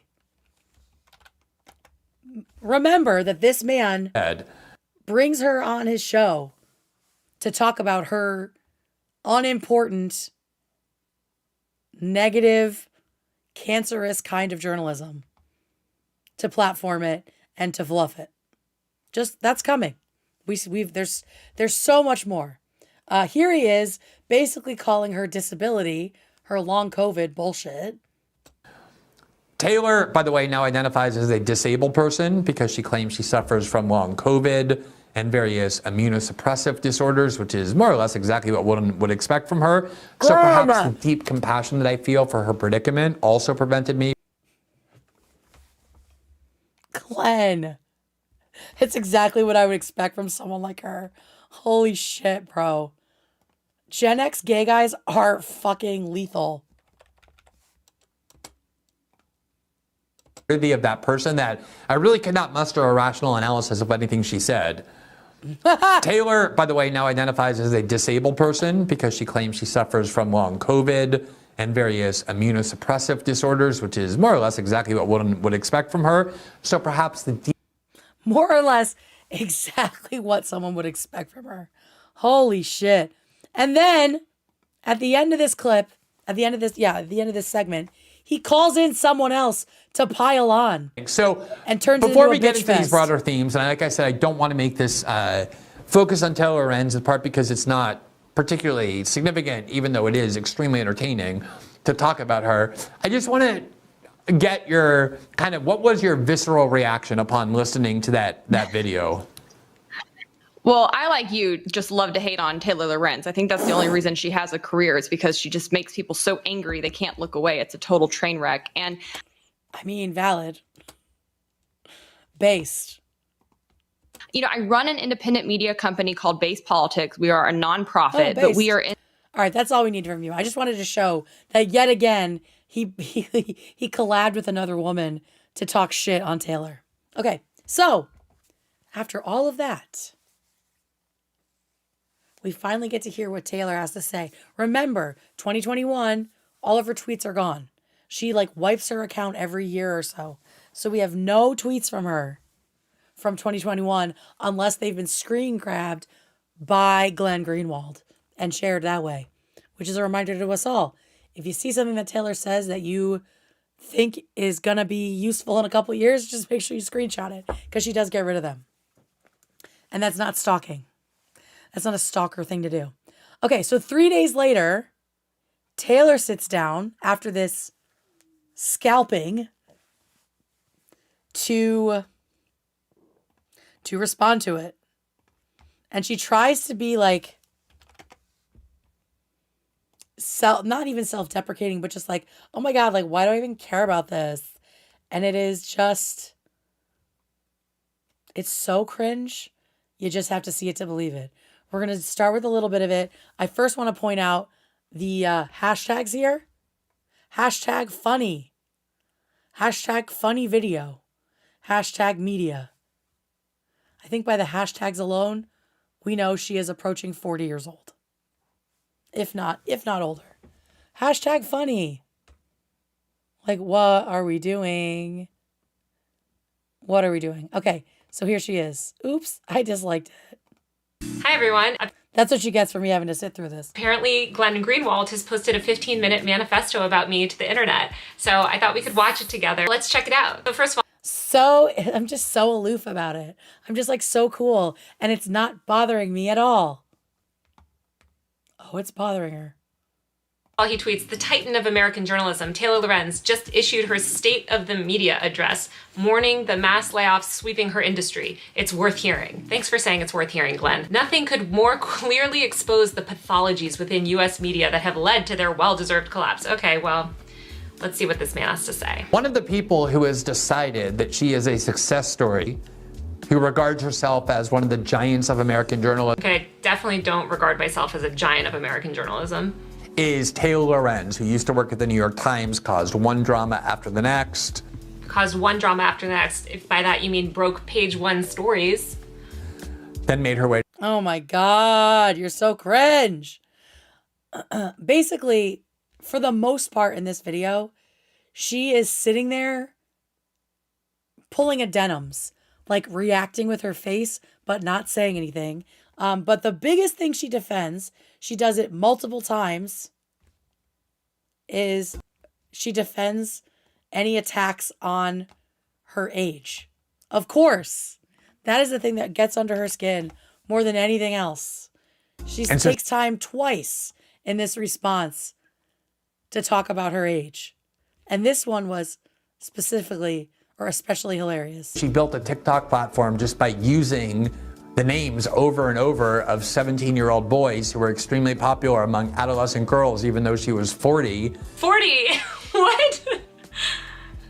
First of all, they're obsessed with making me older than I am. It's so weird. It's so deeply weird because it's people I went to high school with and elementary school with, are on the internet and have said many times, we went to high school with Taylor, we went to middle school with Taylor. Just say your age. Just say what your age is. I'm obviously a millennial. My work history very publicly begins in 2009. Everyone knows when I graduated college. So how old were you in 2009? I'm a millennial. Yeah, that's like a 15-year age period. So it's like, if I'm 40, like, where's this like missing decade in my life? Anyway. Girl, are you trying to tell us you're 30 years old? This is last year. You're really trying to say you're 30 years old? Where's that missing decade? Wait, what did he say? Oh, the exact date. This was January 29th, 2024.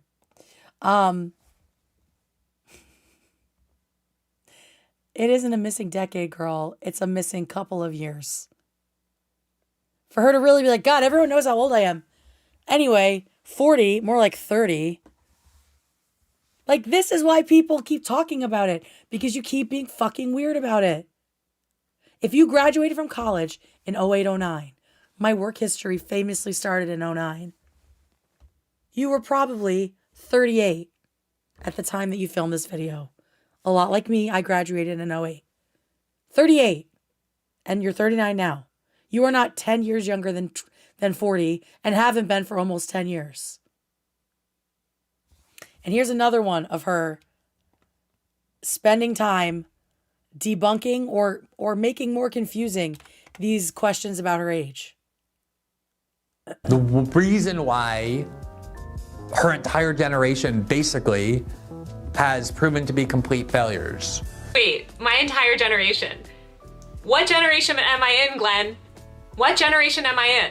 Am I in your generation? I'm pretty sure you're in like your 50s or something. So am I in my 40s and I'm in your generation, or am I actually a millennial? Make it make sense. And oh, that's her other favorite thing to do. Make it make sense. There was no need to pause for that. There was no need to double down on the conversation of your age, Taylor. Like, that's just so weird. So yeah, most of this is like denimsing, like I said. She looks like she's about to stop the video and doesn't. And then there's like an awkward smile. This one, you can see several awkward cuts where she clearly like started to react, but then decided not to include it. Or maybe there wasn't enough to actually say. But you can see multiple times she cuts and is like she's about to talk and then just goes back to watching the video. There's very little actual commentary from her in this shit. With. I don't think people understand how bad the world would be without journalists. Like this, she really should have had something to say. Because he said, you're not a fucking journalist. You're a cancer, essentially. But just watch.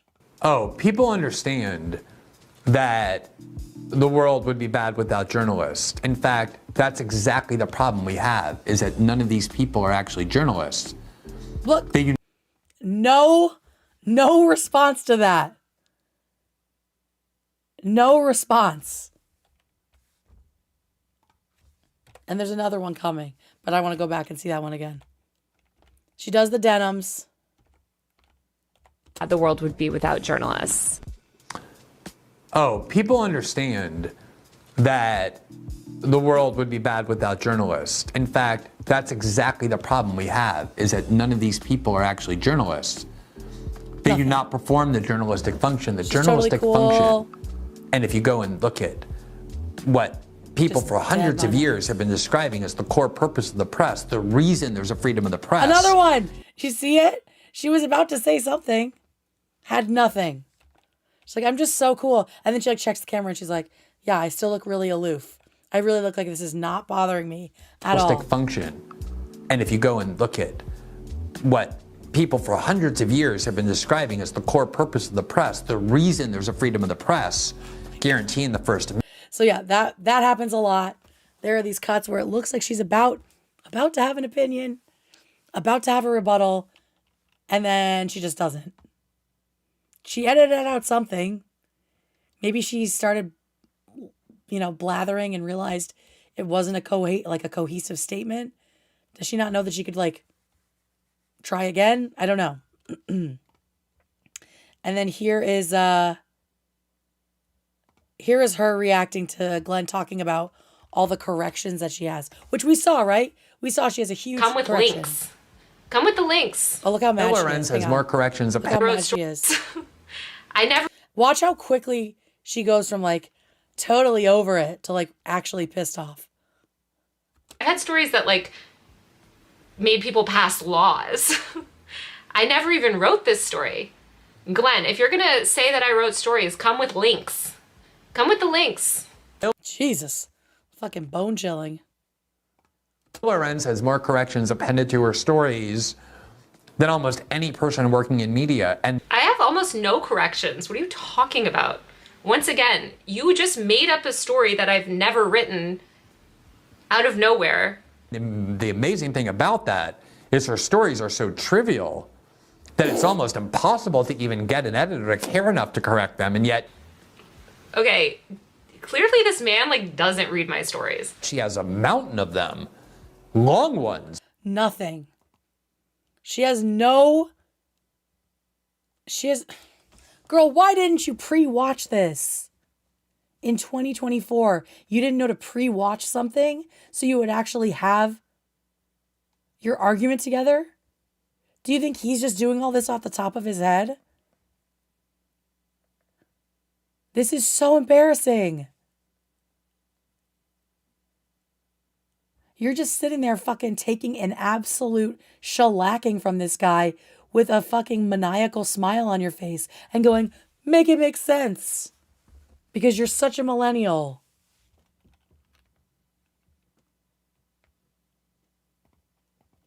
Big ones, major ones. What are you talking about? I don't. Go on my story. What are you talking about? This doesn't exist. Look at my stories. No, has no actual meaningful argument at all for anything that he's saying. So then, in February, the next month, February 2024, she gets in a conversation with some dude I've never seen before, but she's talking about Tim Pool, and then Glenn Greenwald gets brought up into it. And this is where we hear Taylor's opinions about Glenn. So we know that Glenn thinks Taylor is a fucking fraud, that she's not really a journalist, that the kind of journalism she does is a cancer, is cancerous to the core values of the press, right? Of a free press. So here's what Taylor thinks about her new friend, Glenn Greenwald. Whoops, whoops, whoops. Get over here, brother. Goes away. I know enough. I've seen enough Timcast. 3/4 of what he does is just coverage of what someone else did. 100%. But also, like, I mean, someone like Tim is a good example of Tim is a commentator. He doesn't do original journalism, as far as I've seen. Maybe he does something. I don't think his org sometimes does. Yeah, exactly. Okay, fine. But he's primarily a commentator. So he's commenting on the news, as you said. And if there aren't journalists to sort of like create that news that he can then get outraged about and spin and lie about or twist the facts or whatever. Like, I mean, I find Tim, and I know Tim used to work in news. Tim has become fundamentally dishonest, and same thing with Glenn Greenwald and stuff. And I'm sorry. So, in her opinion, Glenn Greenwald is fundamentally dishonest. Sorry, I know people stand these people. They lie for views constantly because that is the incentive of the internet. And it's very... They lie for views constantly. Which now they're saying, Glenn and Taylor are saying this about each other, right?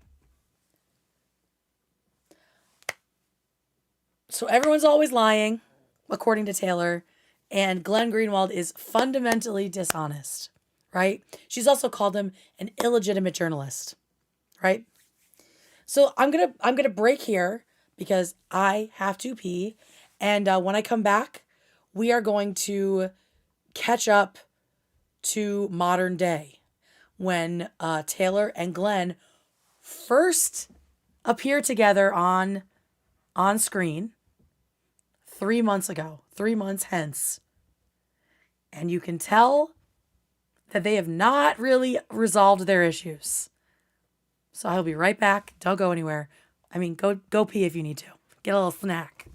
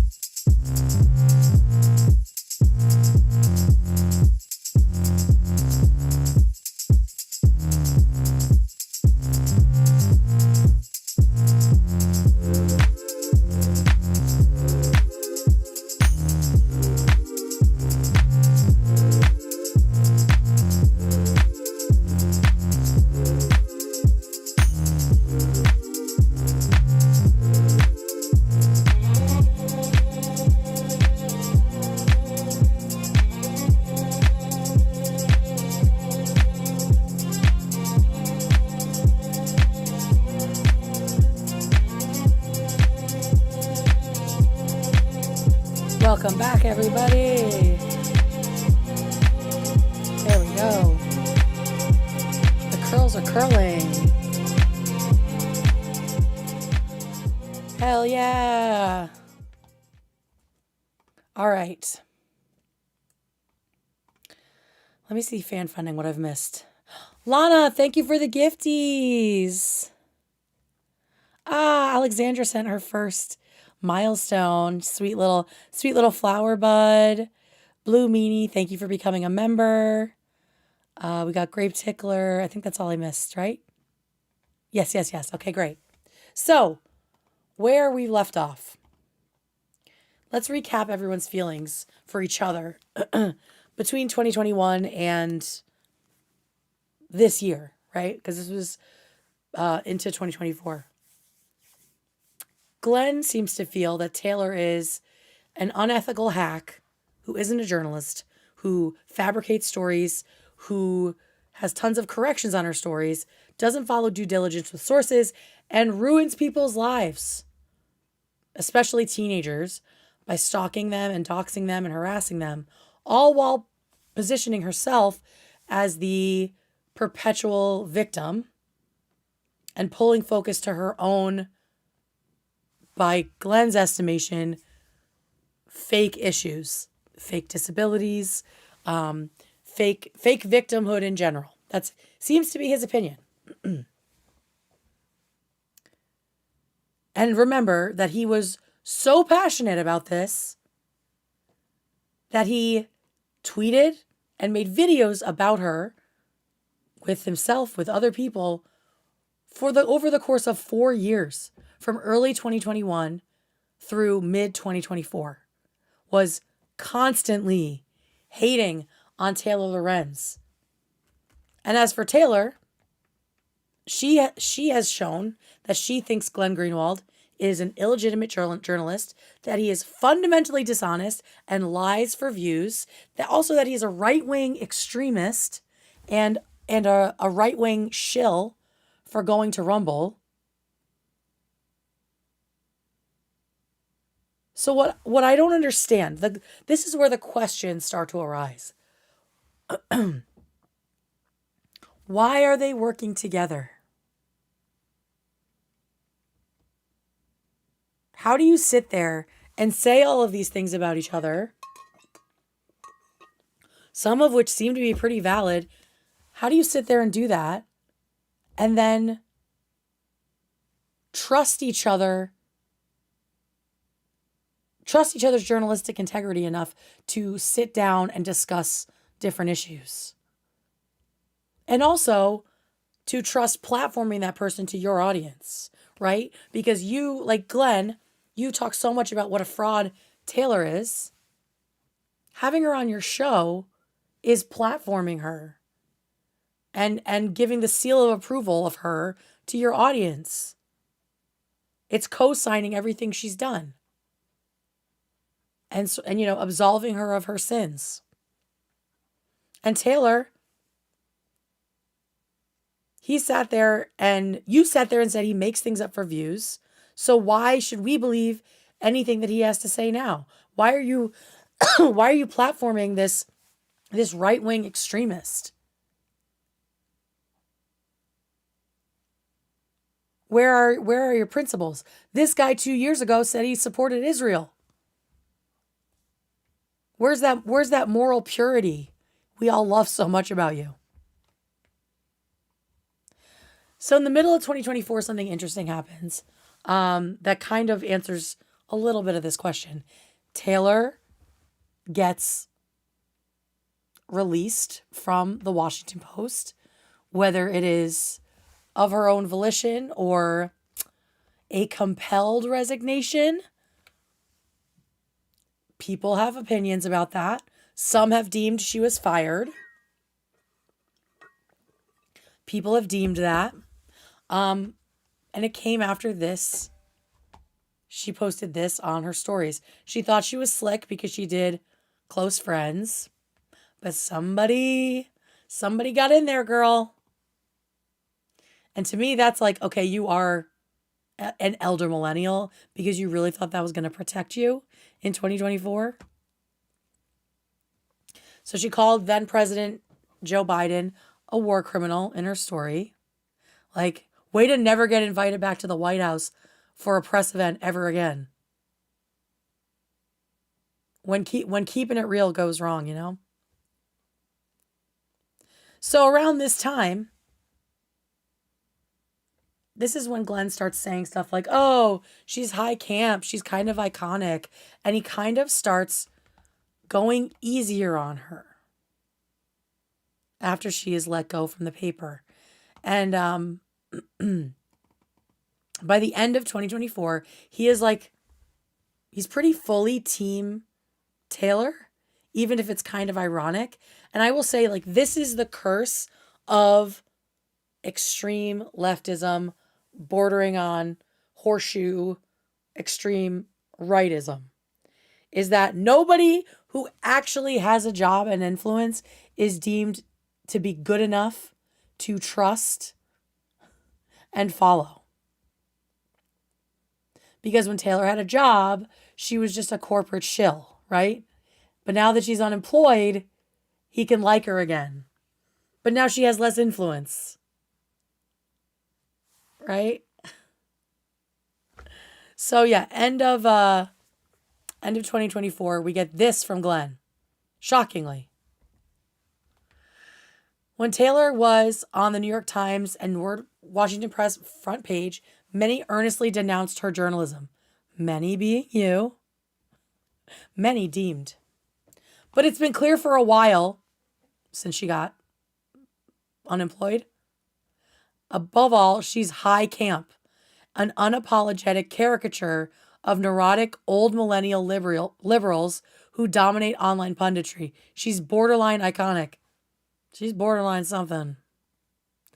So yeah, he's still like making fun of her and calling her a caricature.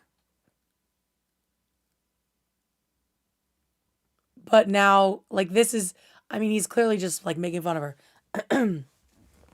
Because she said, planning a COVID-safe book launch took months and thousands of my own dollars, ensuring testing, outdoor space, far UV lights, and a litany of other precautions. Meanwhile, you dumb fucks are out raw dogging the air. And I will say, they had a conversation under this where they were like, yeah, raw dogging the air, that's like an amazing term. She did not fucking invent that term. Can we not give her credit for that? Please. And then, so that was December 2024. He's kind of warmed to her because now she's not making money. Now she's not making money. So all of a sudden she's a good journalist, right? No more critiques of her. Her work have shown up. He just stops critiquing her. And then 3 months ago, August 2025, Taylor Lorenz appears on Glenn Greenwald's show. And if you think it's going to be awkward, it fucking is. It is very clear that their history was not addressed off camera. Because she comes in and she is, you'll see, she's fucking not happy with him. So here we go. Oops. Let's move this down a little bit. There we go. Okay. Internet. Taylor, it is great to see you. Really appreciate your taking the time to Look how fucking mad she is when it first cuts to her. Platforms on the internet. Taylor, it is. Look at that fucking mug. She fucking hates him. She probably thinks she isn't on camera yet. Great to see you. Really appreciate your taking the time to talk to us tonight. Barely doesn't make any eye contact when he's like, great to see you. He fucking hates her. And she hates him still. Like, this must have been set up by her publisher. Because it's right when her book was coming out, right? Or maybe she was still on the tour for that. And this is when her Wired article came out. The one about dark money. So, of course, he wanted to talk about that because he fucking hates liberals, right? That's where they combine. That's where the horseshoe is. I hate liberals. You hate liberals. I hate liberals. You hate liberals. Horseshoe, horseshoe. Horseshoe, horseshoe. Okay. Look at this shit. Glenn, I'm surprised you would say it's great to see me. It is great to see you. You know, I have had that experience many times where you have arguments based on differences with somebody, awkward. And then I think when you talk personally, especially about reporting that I think is important, you know, you can have more constructive conversations. So I am glad to see you. Thank you for coming on. Yeah, I wish you had given me this benefit of the doubt years ago, because I've been covering these issues for years. No, I know. These issues for years. I know. Guys.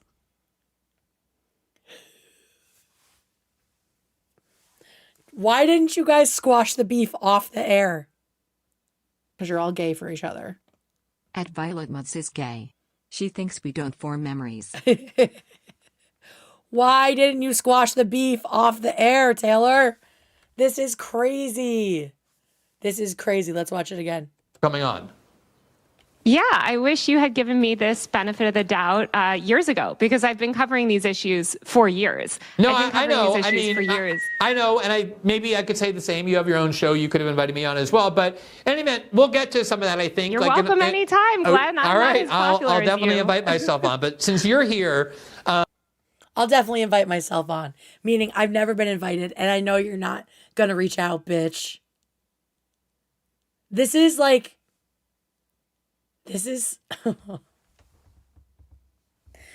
like some like waspy white bullshit. Coming from her, at least.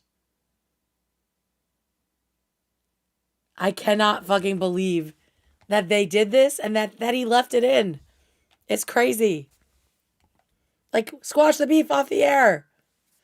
But like, just from that, the rest of it is about the dark money article. I scrubbed through because he said, yeah, we'll talk about that a little bit as it relates to this issue. They don't really talk about it. But like, it's very clear to me that these people do not respect each other at all. At all. And this was only 3 months ago. So why the fuck?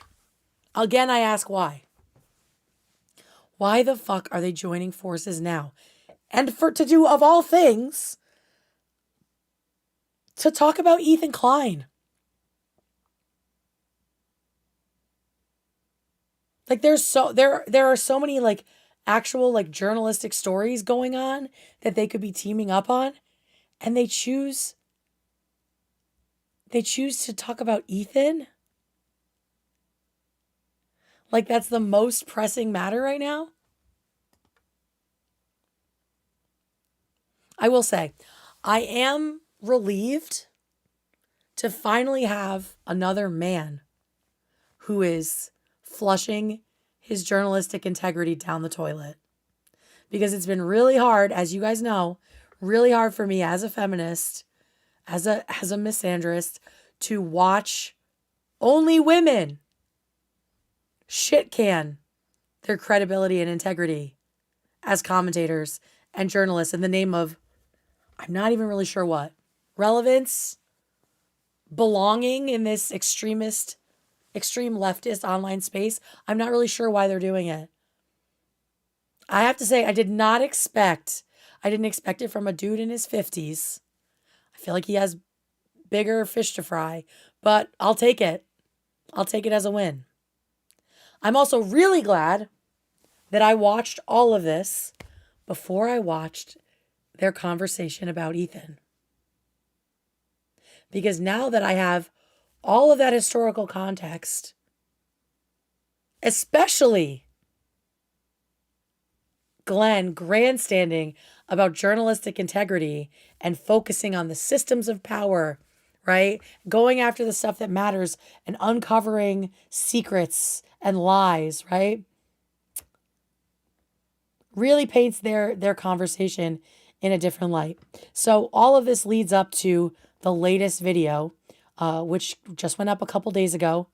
And it is a clip from Glenn's show that ostensibly happened this week, in which he and Taylor discuss the copyright infringement lawsuits and say, and really, it's just like a smear fest on Ethan and Hila.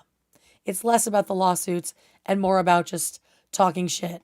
And again, it is so uncomfortable. I think it would have been uncomfortable even if you didn't know all of this. Because I think they're kind of just two awkward people, and maybe you'll chalk it up to that, right? But now knowing that they for sure still hate each other's guts, in my opinion, just wait. They have not solved a single thing. No beef has been squashed. So here we go. We're diving in.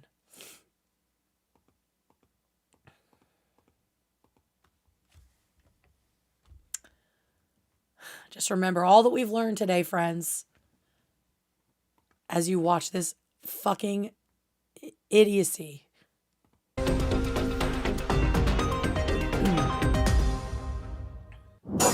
Taylor Lorenz, welcome back to the show. It's nice to see you. Thanks for taking the time to talk to us. Thanks for having me. Absolutely. All right. Clearly just, I mean, there's obviously a delay, but there's nothing. They fucking hate each other. Why? So why are they doing this? Why? Why are they doing this? I don't know why. And remember, this is the same pattern that happened with Cruel World Happy Mind. 3 months ago, things sort of get repaired with Taylor, maybe through her PR or whatever, you know, getting her on shows to talk about the dark money, right? And then a couple months later, all of a sudden, he has these very strong opinions about a man he, remember, has never mentioned before. This is the first time Glenn has ever talked about Ethan Klein at all. Okay? And all of a sudden, he has the same opinions as Taylor. I have to have that exchange first, even though it's so cursory, but I don't know. I just need it. I can't start without it. All right. Let's dive right into what we were just talking about, which is this lawsuit or these series of lawsuits brought by an extremely wealthy streamer. He became very wealthy as a result of what had been the popularity of his show, Ethan Klein. And I think he lost a lot of his audience over the last couple of years because he was identified as kind of a hardcore Zionist, which isn't a good way to keep a younger online audience. He'll admit that he has no idea what he's talking about in just a second. But yeah, hardcore Zionist, literally where? Literally where? But also it just kind of, he seemed to become just, the whole show seems to be about his vendettas. And has Glenn Greenwald watched the show? Absolutely not. One of the ways he expressed these vendettas is that he searched out 3, I wouldn't call them tiny, but certainly not at all large streamers, younger women, and sued them for copyright infringement, but for putting a video for putting a video of his on their channel and kind of commenting on it, reacting to it. And it's like, even if they did the copywriting, he made it clear that the rationale, the motive for it was that he has a ton of money and knows that they have none. That's his rationale for suing them. I have money and you have none. I would bet $1,000 that Taylor did a write-up for him to read. I would bet $1,000 that his notes did not come from any research he did himself. That's my opinion. That's what I think this is. I don't know why he is doing this.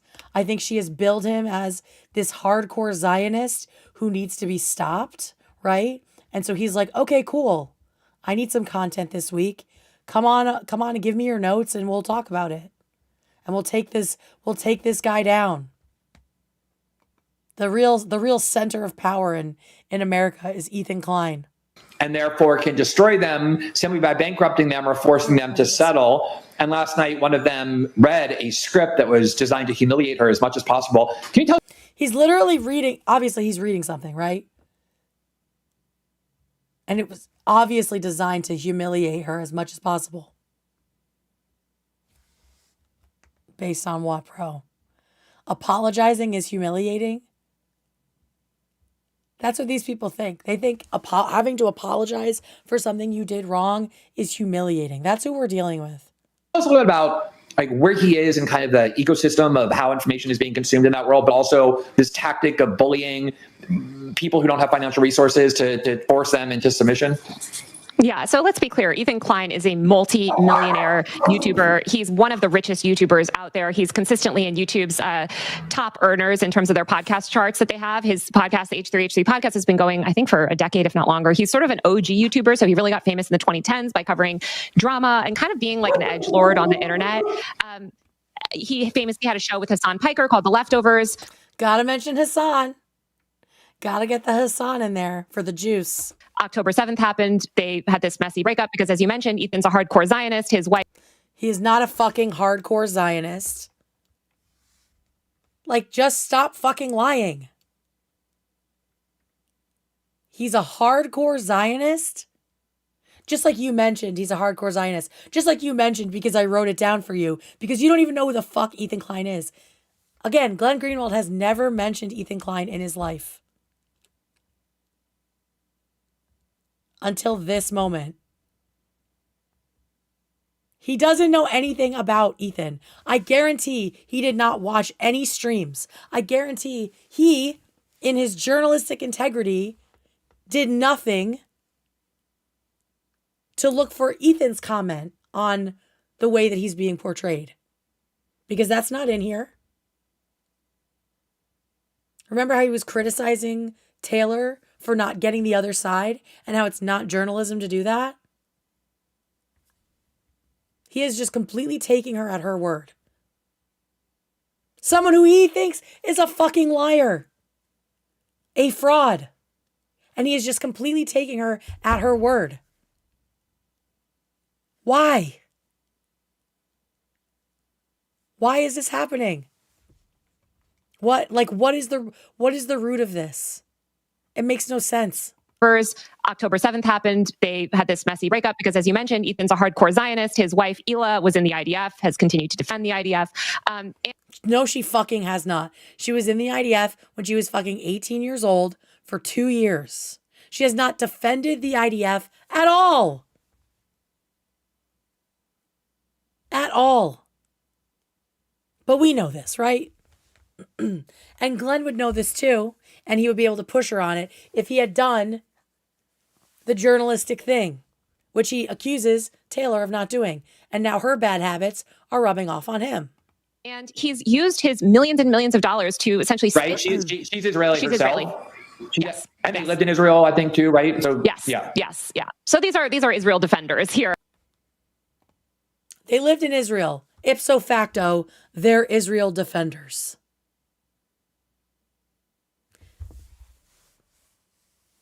Reminder that 2 years ago, Glenn Greenwald was saying he supports Israel. And 2 years ago, and well before that, Ethan and Ela were talking about how they support a free Palestine. And well before that, they were voting against Netanyahu. Glenn, this was the day that you should have done the journalism thing of any day. You are caught with your pants down here. Metaphorically. Of course. You know, he's talked about wanting to go back to Israel, show everyone how beautiful Israel is. He's denied the genocide. He's literally not one time denied the genocide. Ethan was using the term genocidal for what Israel is doing in Gaza and the West Bank since before October 7th, when he was teaching Trisha about Israel-Palestine. He used the word genocide. But you can tell when she knows she's lying because she kind of just rushes through it. Watch. Thing too, right? So yes, yeah. yes, yeah. So these are Israel defenders here. You know, he's talked about wanting to go back to Israel, show everyone how beautiful Israel is. He's denied the genocide. He's, you know, it's disgusting with the stuff that he's doing in terms of that. So he lost, you know, a faction of his audience, but he, again, is this multi-millionaire, lives in this mansion in a gated community in one of the So does Hassan. nicest, richest areas of Los Angeles. And he uses his vast amount of money and the attention that he gets from monetizing these hate campaigns to financially abuse these women. As you mentioned, these women have no audience compared to Ethan Klein. These are I feel like these streamers might not love that you keep talking about how fucking Guante be with insignificant you they and are. also with you. At KittyShooch5743 just bought Kate new guantes. At this point, to suddenly understand this drama, you would need to watch hundreds of hours of Yeah. bots/streams, etc. Glenn's a joke.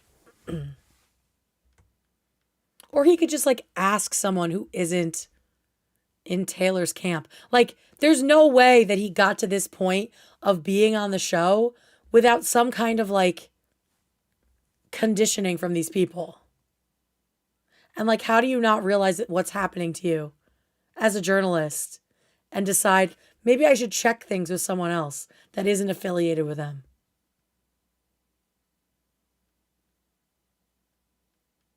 I really do think that she just said, this guy, you don't know anything about him, but trust me, this guy is a fucking Zionist dirtbag. And I know you hate rich people, and I know you hate how rich people throw their weight around. So let me come on and talk about him. Of all the things that they could talk about as two journalists, they decide to focus on the system of power that is Ethan Klein suing 3 people for copyright infringement, which should concern both of them as writers. 3 very small Twitch streamers with a couple, few thousand watchers or whatever, viewers. And they reacted to a video of his, something that he encouraged people to do. He encouraged people to react, to his videos. Denim's had like 40,000 viewers, which, yes, to your point, was way more than her usual streams, which honestly proves that people would have watched it elsewhere. This is very common in Twitch culture. They reacted, they criticized him, and he didn't like that. And so he used his money to essentially financially destroy them. And none of this is about copyright. As you mentioned, it's all about sort of just dominating them. And nobody has been financially ruined. Nobody has been financially destroyed. Everyone is welcome to settle at any time because they are being sued for something they did wrong. The only thing that will financially ruin these women, the 2 that remain, would be their fucking pride and their hyperfixation on the importance of social capital. It won't be Ethan. He just settled with Casey Tron and took barely anything. He took what was left, or what will be left, from her GoFundMe, which raised a couple, like, 60,000. I think it was 60,000. He's taking that after her legal fees are paid. He's not making her pay his. What he wanted was an apology. No one has been financially ruined. And also, the speculation of this is why he's really suing them is fucking trash.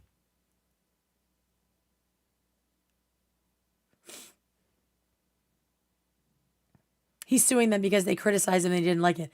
What was their criticism? They were just making faces or hitting their bong or walking off camera.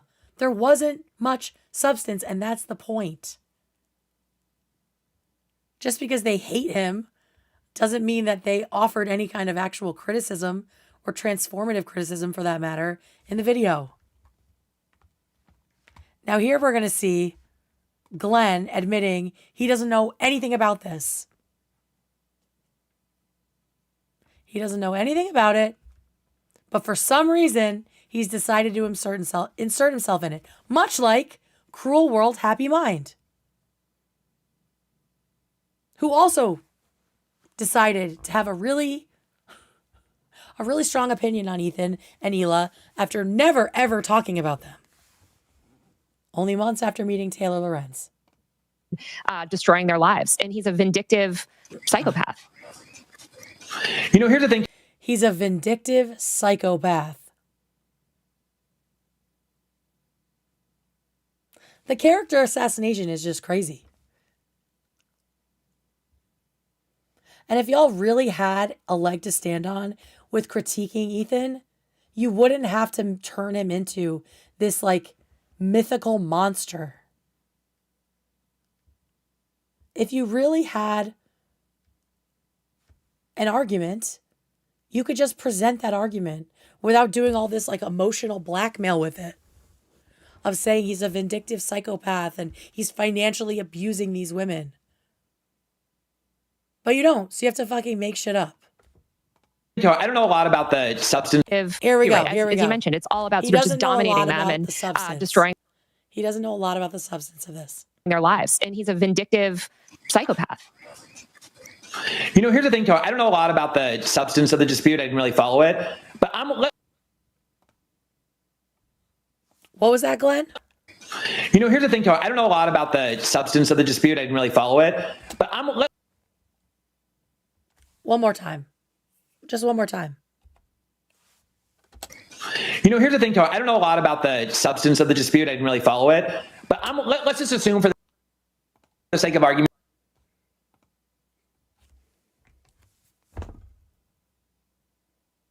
I don't know about the substance of this argument. I didn't really follow it. Why are you here, sir?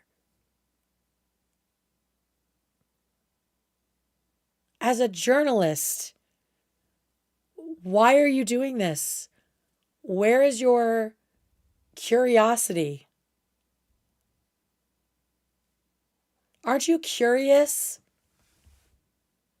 why you, who know nothing about this, are being tapped to be a mouthpiece for it? Sorry, bro. You say that. Nothing else you say in this video has any value.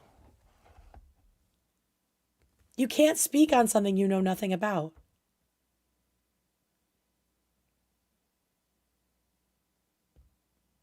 Why are you butting into this? Why are you hosting Taylor and letting her do this? What is the motive here?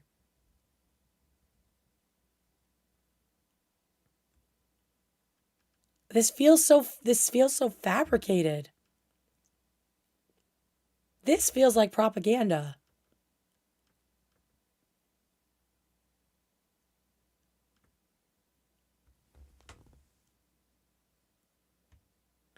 I didn't really follow it. So you don't even have like a cursory interest in this. This isn't something you've been like keeping tabs on and are interested in. No?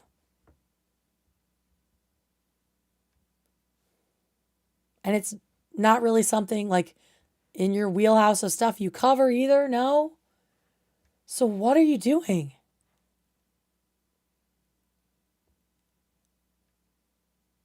What was the impetus to have her, to bring her on and talk about this? And also, as a journalist, to insert yourself when you don't know anything.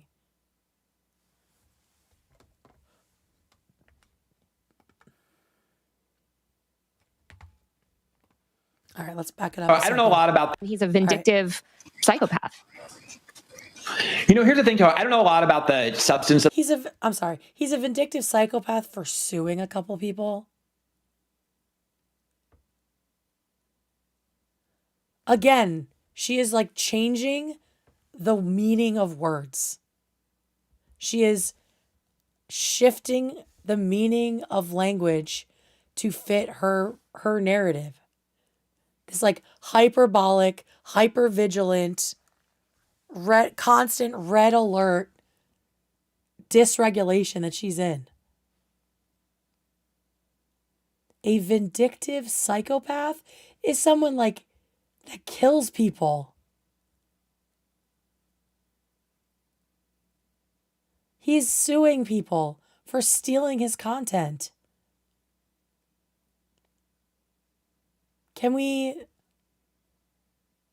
Can we turn the temperature down? Because Lord knows you can't fucking take it, girl. Lord knows you could never take getting called a vindictive psychopath. She has such only child energy with peace and love. Like only child of older parents. That's the energy she gives me. I know she has siblings, or at least one. But she just really gives me only child of older parents. No one's ever told her to shut the fuck up. Do you know what I mean? Everything's about her. So the dispute, I didn't really follow it. But let's just assume for the sake of argument that they did. I didn't follow it, and I also didn't bother to look into it for this conversation past what you wrote up for me. Okay. Technically violate copyright, or maybe even intentionally did so. I mean, there are like YouTube programs who just take my show wholesale. Who cares if they intentionally violated copyright? Who cares? Hey, even if they did intentionally do it.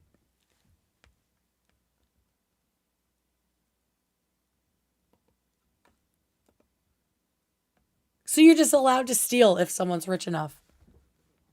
An individual, by the way. Ethan is not a corporation.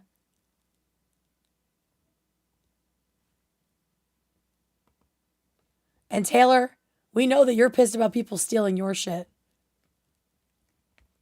But it's all okay when it's Ethan, right? It's all okay when it's Ethan. And they just upload it to their channel, and maybe they're like, we're going to comment on this, and then they barely comment. And obviously I could sue them, and I know. Hey, Glenn, that's literally exactly what happened. It's so funny. That is exactly what happened. You would know that if you actually fucking looked into any of it before having this conversation. Like,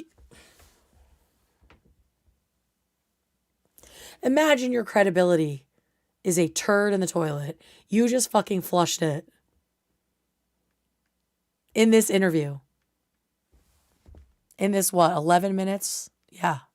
Know that, but I don't want to I don't want to spend my life trying, it reminds me of like, you go to the gym every day, you're super strong, you happen to be born. This makes no fucking sense. He has no opinion because he doesn't fucking know what he's talking about. Like 6'3", and then you go out in the street like looking for people who are like 5'6" and really skinny to beat up so that you can feel good about yourself. Like that's not what psychologically healthy people do. Hey Glenn, I don't think, with peace and love, I don't think you or Taylor should be telling anybody what psychologically healthy people do.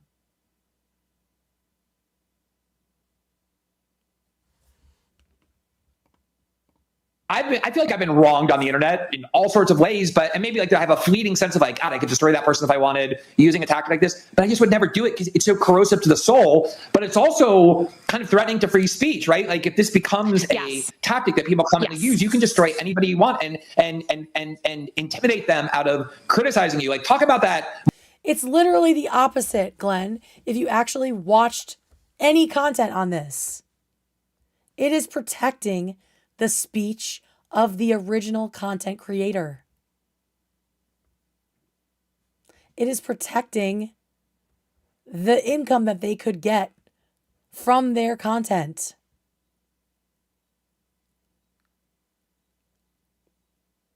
Because a lot of times, people like Hassan and XQC and Sniper Wolf, if she's still doing shit, a lot of huge creators on Twitch steal content from smaller creators, and those smaller creators don't get any views, they don't get any attribution.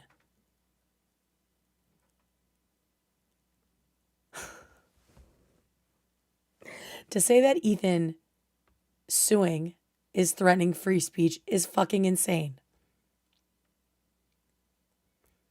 And he would know that if he knew it wasn't about them criticizing him. People all over the internet criticize Ethan all the time. He doesn't sue any of them. These people explicitly said with their own mouths that they were creating a market substitute for his video. Guaranteed Glenn did not know that. Guaranteed. More specific feature of just like being somebody, but also the broader implications of this.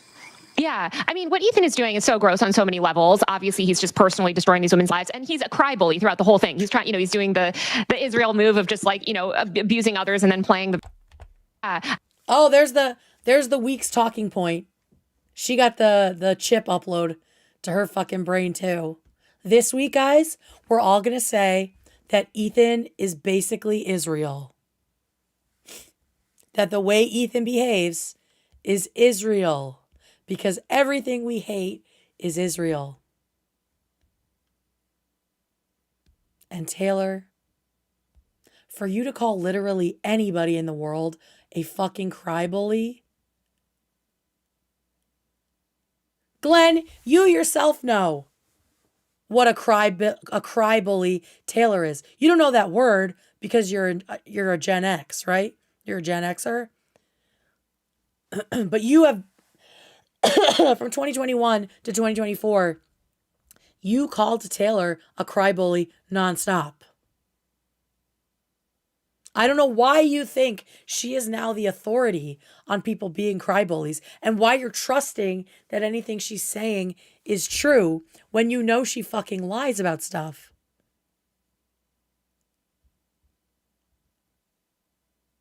I don't understand. I mean, what Ethan is doing is so gross on so many levels. Obviously, he's just personally destroying these women's lives, and he's a cry bully throughout the whole thing. He's trying, he's doing the Israel move of just like, abusing others and then playing the victim. So that's everything has to be about Israel. It's just insane. Abusing others and playing the victim. Literally what Taylor does. Literally. Just abhorrent. What I think is also just so corrosive is that YouTube and Twitch and all of the social media is built on building and critiquing the ideas of others. If you're going to put out some long video and people are going to critique it, maybe they are going to hate it. Maybe they are going to, support you in some way. Maybe they will technically violate some copyright law if you were to find it. But if you were to find it, it's literally called copyright infringement. It's like the copyright infringement law. It's not some technicality. Okay, maybe technically they broke the law. What are we doing, Taylor? People get copyright strikes all the time. From much bigger corporations or corporations in general. Like Casey Tron was on thin ice. She was playing full movies and not even reacting to them. She just had a green screen of herself reacting as a loop. This could have been way worse for Casey. Because she could have gotten hit by like Warner Brothers or some other big company. Spirit of YouTube has always been that you don't sue people over that type of stuff. You engage, right? Or you allow people to comment on your work. YouTube and I've reported on this extensively in my book about the negative associations a lot of the YouTube community had with the copyright system generally, because most YouTubers are getting copy strikes from big, reacting to like the Marvel movies or these big entertainment franchises. So copyright law has always been very intertwined with speech and speech law, obviously. Yeah. And it's still established law. Like, what are we talking about? And, Ethan knows that he can't pursue any sort of defamation case against these women. He knows that there's anti-slap protections, thank God. In this is speculation now. Has always been very intertwined with speech and speech law, obviously. And, Ethan knows that he can't pursue any sort of defamation case against these women. He knows that there's anti-slap protections, thank God, in California and other states. So he's trying to use copyright law to sort of set these, to punish these women. I don't even think he wants to set any sort of precedent here because he doesn't actually seem to care about winning these cases. He just cares about humiliating these women and financially destroying them. But what? So now he doesn't care about winning the cases, but he's invested in destroying them financially?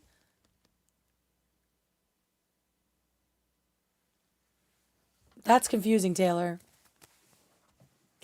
Because if he doesn't care about winning, then he settles. And that's what he's doing. Because it's not about winning. He wants a fucking apology. So you can't say he doesn't care about winning and also wants to destroy them financially because that's what you guys have decided is his version of winning. You're not making any sense. Jesus Christ.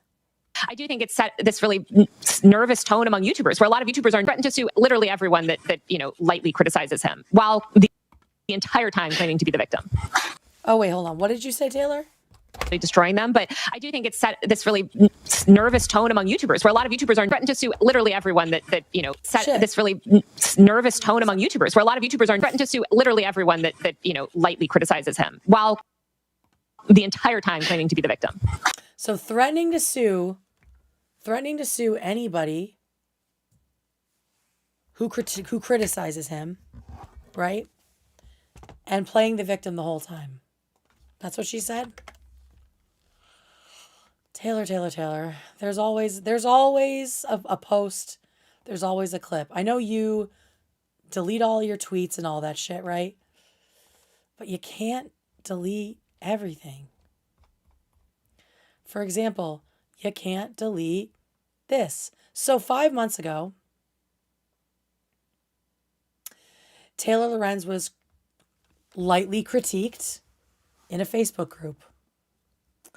That Facebook group was trying to find out how old she was because of how much weirdness there is around her and her age. Based solely on this, based solely on these people finding and sharing publicly available information, potentially about her date of birth, Taylor decided to fucking dox the admins of this group. If anyone can help me find info on these 3 members of Ethan's community, they've been directly providing my stalker with private information. Again, she blames this fucking stalker. But in my opinion, now that we know how loose her term of stalker is, in my opinion, she's just saying that because she's pissed that people are looking into her birth date. Especially, any help will be greatly appreciated as I'm currently trying to reach the detective on my stalking case. So pursuing legal action. I want to make sure these members of Ethan's community are held accountable.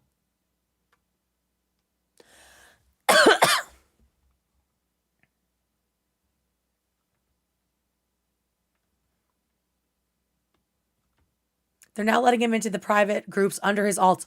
Nobody knows who he is, Taylor, and providing him with my detailed personal info, including private info to find my address. That didn't fucking happen. This was about your birthday. And you decided to put their faces, their full government names. This person even had their, university up. And then also tell people exactly who to target specifically.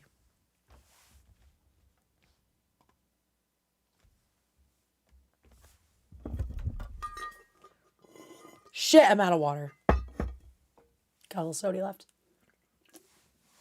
Beautiful.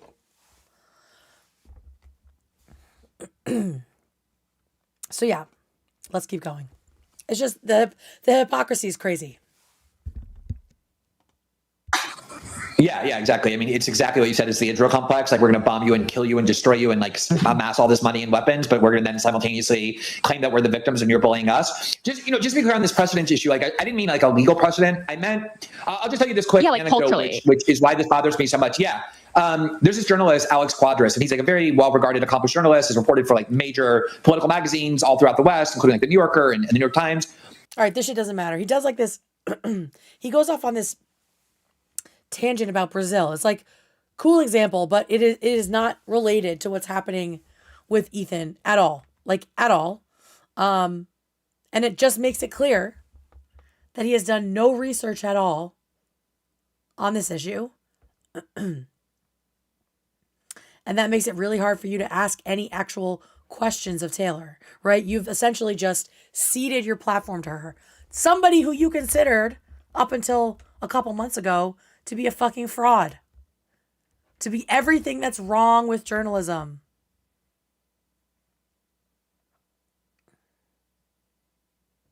And you've just given her your platform uncritically. And you're basically just setting her up with these softball questions. So it feels like that's what it's about. So yeah, let's keep going. We'll get through this Brazil shit together. You'll see it has no bearing whatsoever on what's actually going on. And he wrote a book on Brazilian oligarchs. He was based in Brazil for a while. He was an American journalist, but he was based in Brazil, called Brazilianaires. And it was about like Brazilian billionaires and how they corrupt the political culture and dominate the country and subvert democracy. He could not get this book published in Brazil, despite his pedigree of journalism, because every publisher was petrified that they would just be vendetta sued into the ground by these billionaires who could obviously sue them forever. And it only got published in English in the US, where, you know,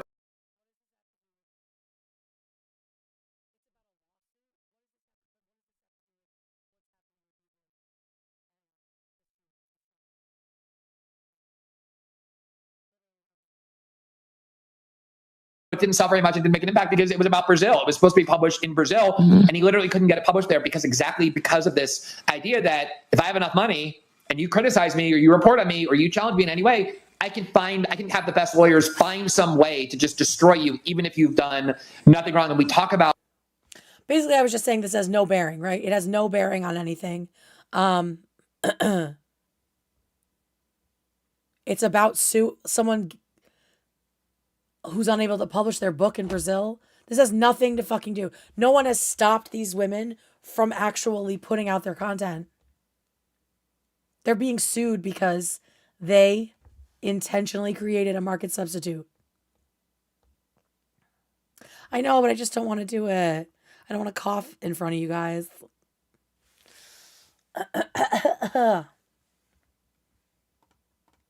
About the threats to online free speech and a free internet. This seems to be a really significant one to me. And as you said, you know, big corporations use it all the time. And now we have someone who's involved in political disputes, a big defender of Israel. You know, I think they do give. Who are you talking about?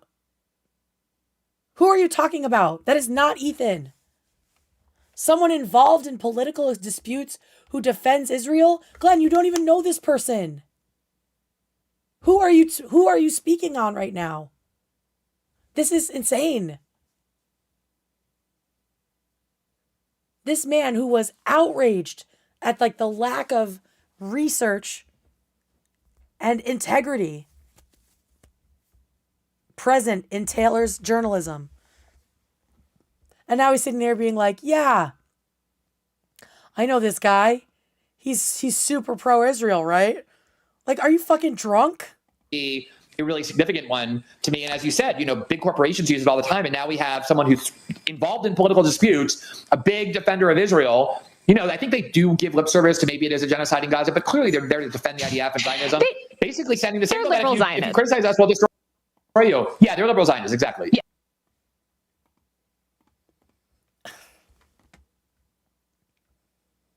First of all, there is no way, Glenn, for you to determine that this is a big free speech issue if you actually don't know what the issue is. Like, there is no way for you to say with confidence that this is a free speech issue. You know nothing about the case. You probably learned Ethan's name the day that you talked to Taylor about this.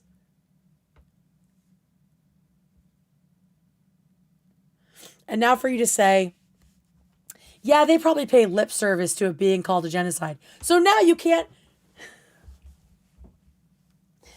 You want people to call it a genocide, but then if you don't like that person, when they say it, they don't mean it. What if they've been saying it long before October 7th? Did they also not mean it then?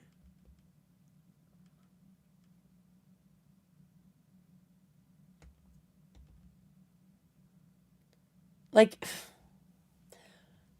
no one who is, as Taylor said, and Glenn, based on Taylor's notes, no one who is a super hardcore Zionist would ever pay lip service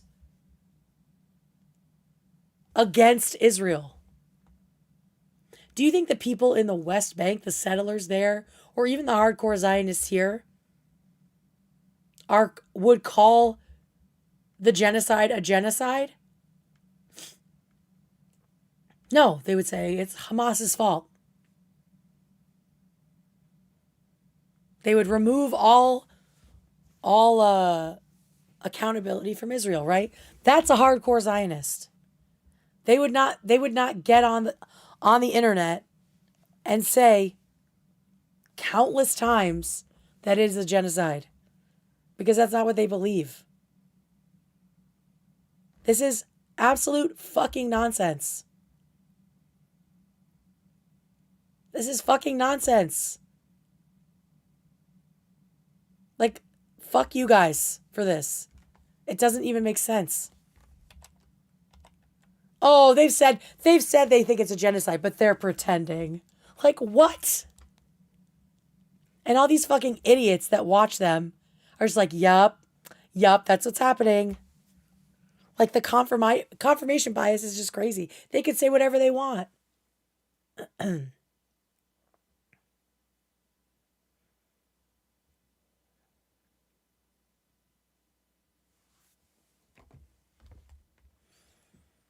Defender of Israel, I think they do give lip service to maybe it is a genocide in Gaza, but clearly they're there to defend the IDF and Zionism.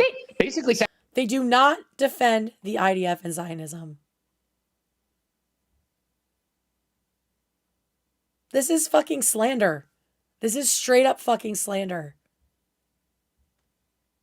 Look how fucking self-satisfied she is that she got this guy to say all these fucking bullshit talking points. What pathetic excuses for journalists they are. This is what I mean when I say the left deserves better. You got this fucking guy who's like, yeah, I didn't really follow it. I don't really know what's going on, but they're definitely Zionists, and they're definitely pretending when they say it's a genocide. And then you have her being like, haha, you're so funny. Like half a year ago, I was saying that you are, fundamentally dishonest. But now, because you are sharing my bullshit talking points, I'm going to fucking laugh along with you. These people, remember, fucking hate each other. And now they're wasting their time to take down a YouTuber who supports a free Palestine? Why do you guys want pro-Palestinian voices off the air? Standing to say They're that liberal if you Zionists. criticize us, we'll destroy you. Yeah, they're liberal Zionists. Exactly. Yeah. Neither of us actually know what we're talking about, but we're just going to keep fucking gaslighting each other into the fucking sun. Yeah, and they can say, oh, Israel commits a genocide, and then they're retweeting the people that are saying that there's no such thing as a genocide. I mean, they're just...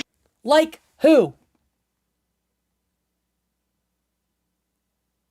Like who, Taylor? Who is Ethan retweeting? He's not on fucking Twitter. What is Ethan posting on Instagram from people who say the genocide isn't happening? Give us a name. These people are fucking lying.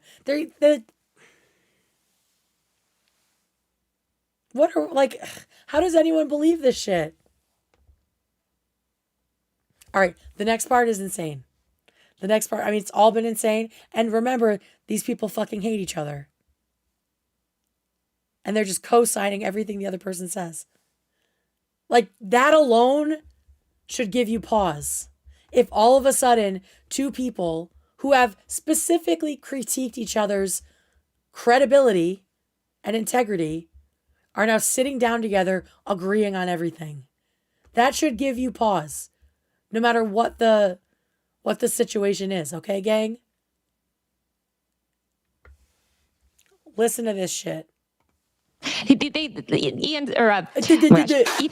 makes these comments, but you have to look at the totality of his behavior. And yeah, he's just a liberal Zionist. But I mean, you mentioned...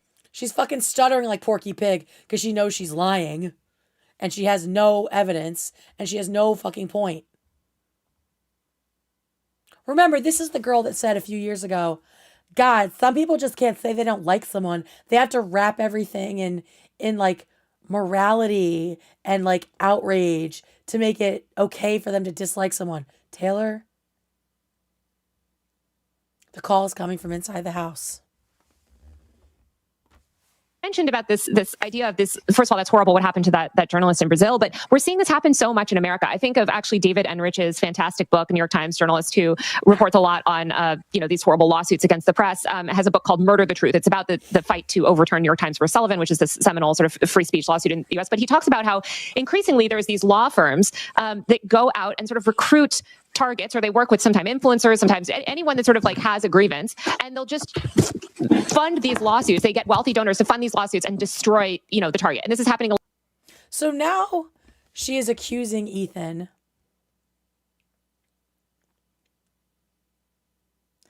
of essentially being headhunted by a law firm interested in what? Silencing pro-Palestinian voices, and that they are actually footing the bill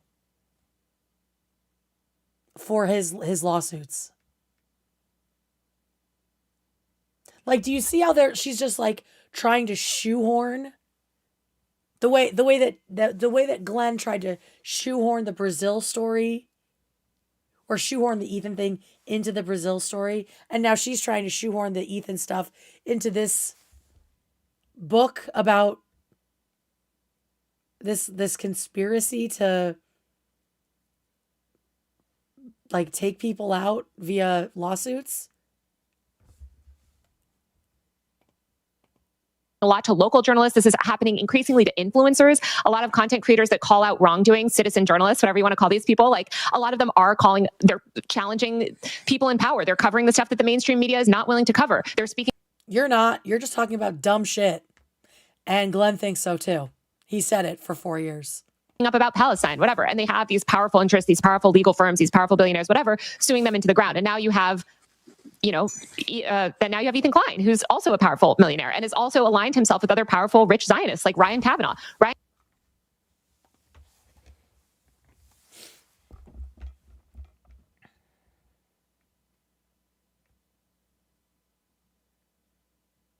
So now she is accusing Ethan. Now she is accusing Ethan of literally teaming up with Ryan Kavanaugh in some sort of like Zionist millionaire transformer to take out 3, in her words, minuscule streamers. She doubles down on this. This is a new one. I haven't heard this one yet, and it's pretty fucking insane. But now she's literally saying that Ethan is working with Ryan Kavanaugh on these lawsuits. She seems to be insinuating that Ryan Kavanaugh is funding them. This bitch is going to get her ass sued. And she could get sued by Kavanaugh, honestly. Ryan Kavanaugh, who co-founded Triller, he's like an entertainment guy with millions of dollars. He previously sued Ethan Klein for defamation. Ethan lost. And then they sort of aligned now because they're both Israel supporters to... Based on what? Where have they aligned? Where are they working together? What is this? This is just a complete fucking lie. Basically, they're aligned, I guess. Like, she's just completely fucking making this up. Ryan Kavanaugh, who co-founded millionaire and has also aligned himself with other powerful, rich Zionists like Ryan Kavanaugh. Ryan Kavanaugh, who co-founded Triller, he's like an entertainment guy with millions of dollars. He previously sued Ethan Klein for defamation. Ethan lost. And then they sort of aligned now because they're both Israel supporters to, I guess to have this sort of stance towards their critics where they don't think anybody that has less money than them should be allowed to speak freely on the internet. What the fuck are you talking about? Literally, what the fuck are you talking about? He has aligned with Ryan Kavanaugh Are you saying that he's acting like Ryan Kavanaugh? Or are you saying that like align is an active verb?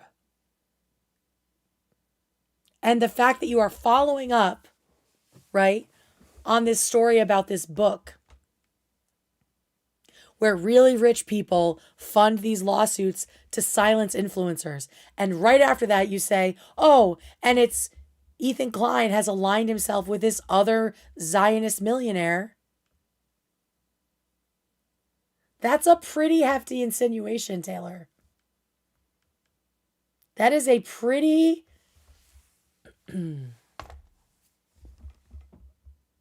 That's a pretty hefty insinuation. That I know you have no fucking proof for. Is this like some new accusation you're just fucking workshopping? Seeing if it works, seeing if it sticks? Because it's insane. That is like literally the ravings of a crazy person to think that they're working together, that they're aligning and working together to not let their critics have a say.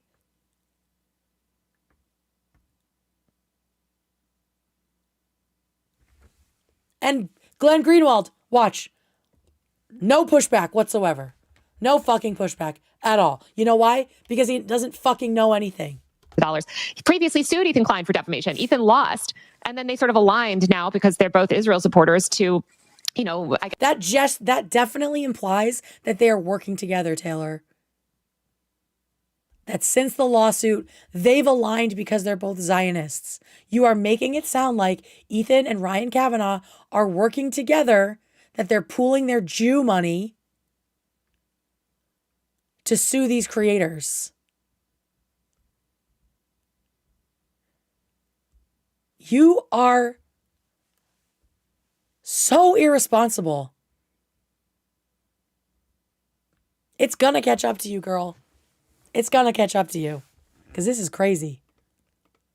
I guess to have this sort of stance towards their critics where they don't think Glenn, anybody that has less money than them should be allowed to speak freely on the internet.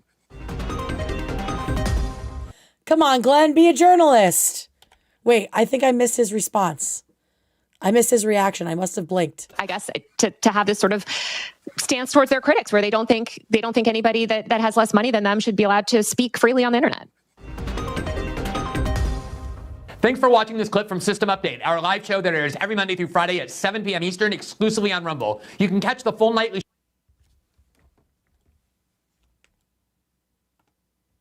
That's it?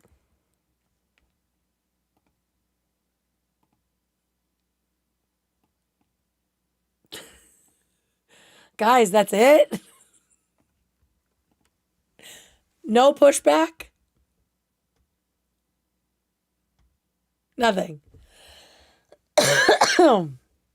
Nada.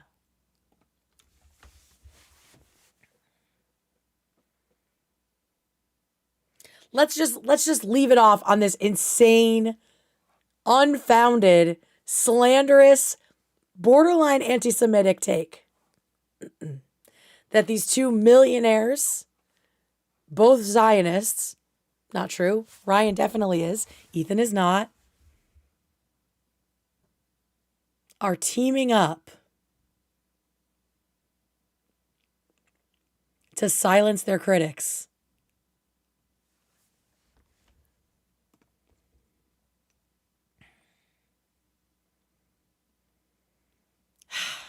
Let's end on this. I want to bring it back to something that Glenn said. In which video is this? Oh, this is in his interview. Oop, this is in the Brianna Joy interview. I think her name's Brianna Joy. Let's end it on this. This is what Glenn said in one of his pre-2025 rants about the kind of journalism Taylor Lorenz deals in and how dangerous it is. This was him 3 years ago. Of course, I shut everything out. One sec. Guys, my voice lasted this whole time. I'm so encouraged. Okay. Here we go. View their enemies not as the real power centers in America. You know, when I grew up, journalism was like about the Pentagon Papers, exposing the lies that the Pentagon told about the Vietnam War, and Watergate, you know, exposing crimes by the Attorney General and the Director of the FBI, and ultimately the President of the United States himself. That was the journalistic ethos in which I was steeped, that you go and you challenge the most powerful, like the scariest, most powerful agencies. That's the kind of work I've always tried to do. I think increasingly, these media outlets have come to see those power centers not as the ones that they exercise watchdog authority over, but that they work in partnership with. Those are their allies. It was the CIA and the NSA and the DOJ feeding them all of those Russiagate spies that they exercise. These media outlets have the kind of work I've always states himself. That was the journalistic ethos in which Attorney General and the Vietnam War, and Watergate, you know, exposing crimes by the Attorney General and the Director of the FBI, and ultimately the President of the United States himself. That was the journalistic ethos in which I was steeped, that you go and you challenge the most powerful, like the scariest, most powerful agencies. That's the kind of work I've always tried to do. He's always tried to challenge. He's always tried to challenge the scariest, most powerful agencies.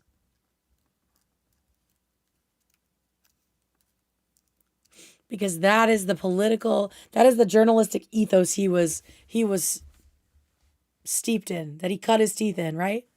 So this was how you felt 3 years ago, Glenn. And now this shit is how you've decided to keep your journalistic ethos alive. Attacking a YouTuber who is not a center of power, who also agrees that Israel is in the wrong, is committing a genocide, that Palestinians deserve their own fucking state. You attack that person and also elevate,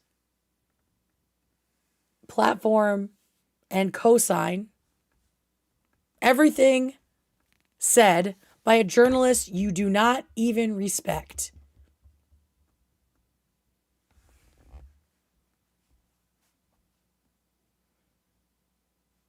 What happened? What happened, Glenn?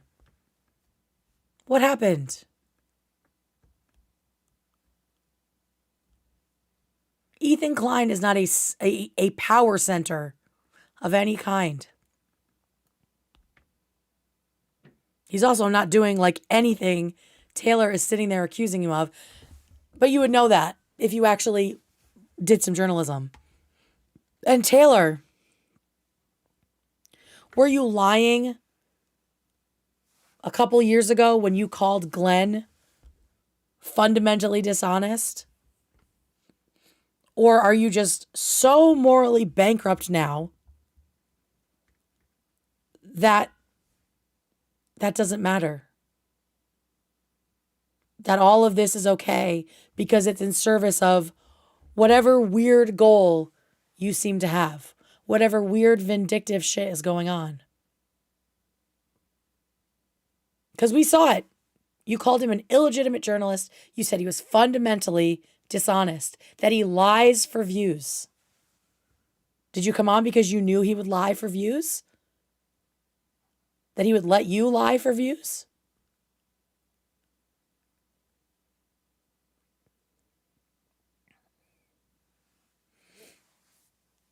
I don't have an answer to this. I ask why.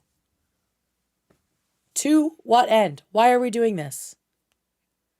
Is it the shared hatred of liberals, right? The only people in America who are completely irredeemable, right? Liberals. Everyone hates them.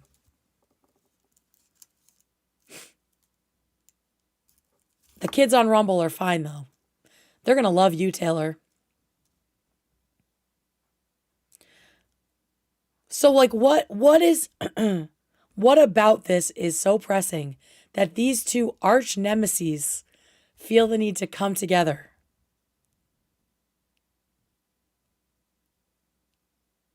Like, is this really one of, because I know we can all focus on multiple things, right?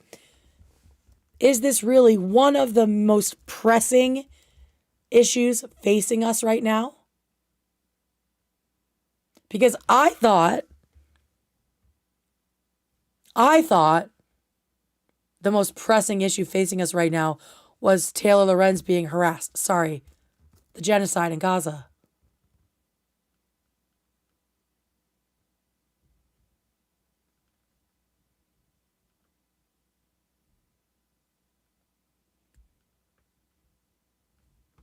I don't have answers. Like, I don't know why they do this and think that we don't notice. Because I'm not the only one who noticed that these two have never gotten along. And not even just like, oh, they're so annoying. Like, they have both had like fundamental criticisms with each other's journalism and with each other's politics. And this is what they decide to team up on. And again, before this video that was posted 3 days ago, Glenn Greenwald had never mentioned Ethan or Ethan Klein.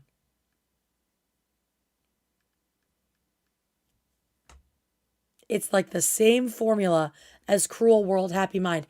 As soon as she started Do we want to mentioning talk Taylor, about the lesbian tarantulas? Thank you, Jesse. As soon as she started intaking content from Taylor Lorenz, she suddenly took up a spear against Ethan.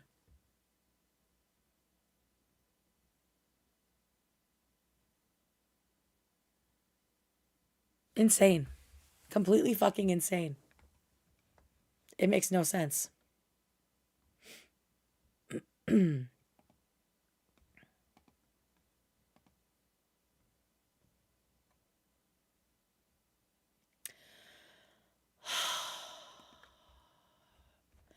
So that's what I've been putting together all weekend.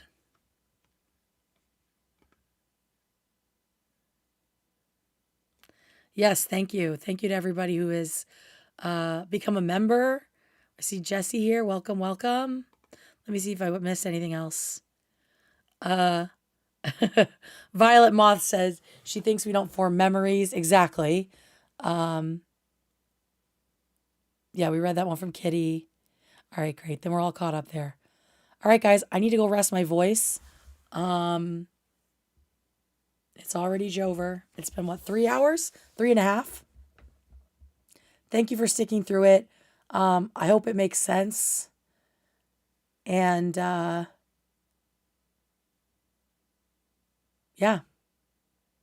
This is crazy. I don't even know. I'm out of voice and I am a little speechless by this point. My big question is why, right? Why now? Why this? Why Ethan? Why is this so similar to what was happening with Cruel World, Happy Mind? Like, is there some sort of a mechanism happening? We don't know. I imagine Ethan will have a lot to say about this. So I don't know if he'll do it in a VOD or on stream, or maybe he won't. I don't know. But I look forward to obviously hearing what the crew has to say about this too, because this shit is fucking bananas. Bananas. All right, everybody. Thanks for being here. I hope you have a good rest of your Sunday and a good week. I will be back tomorrow night, voice permitting, for a real after party, along with some Christmassy things. We have another advent calendar to do, and yeah, we'll do some other fun stuff. All right, I will see you tomorrow. Bye, everyone.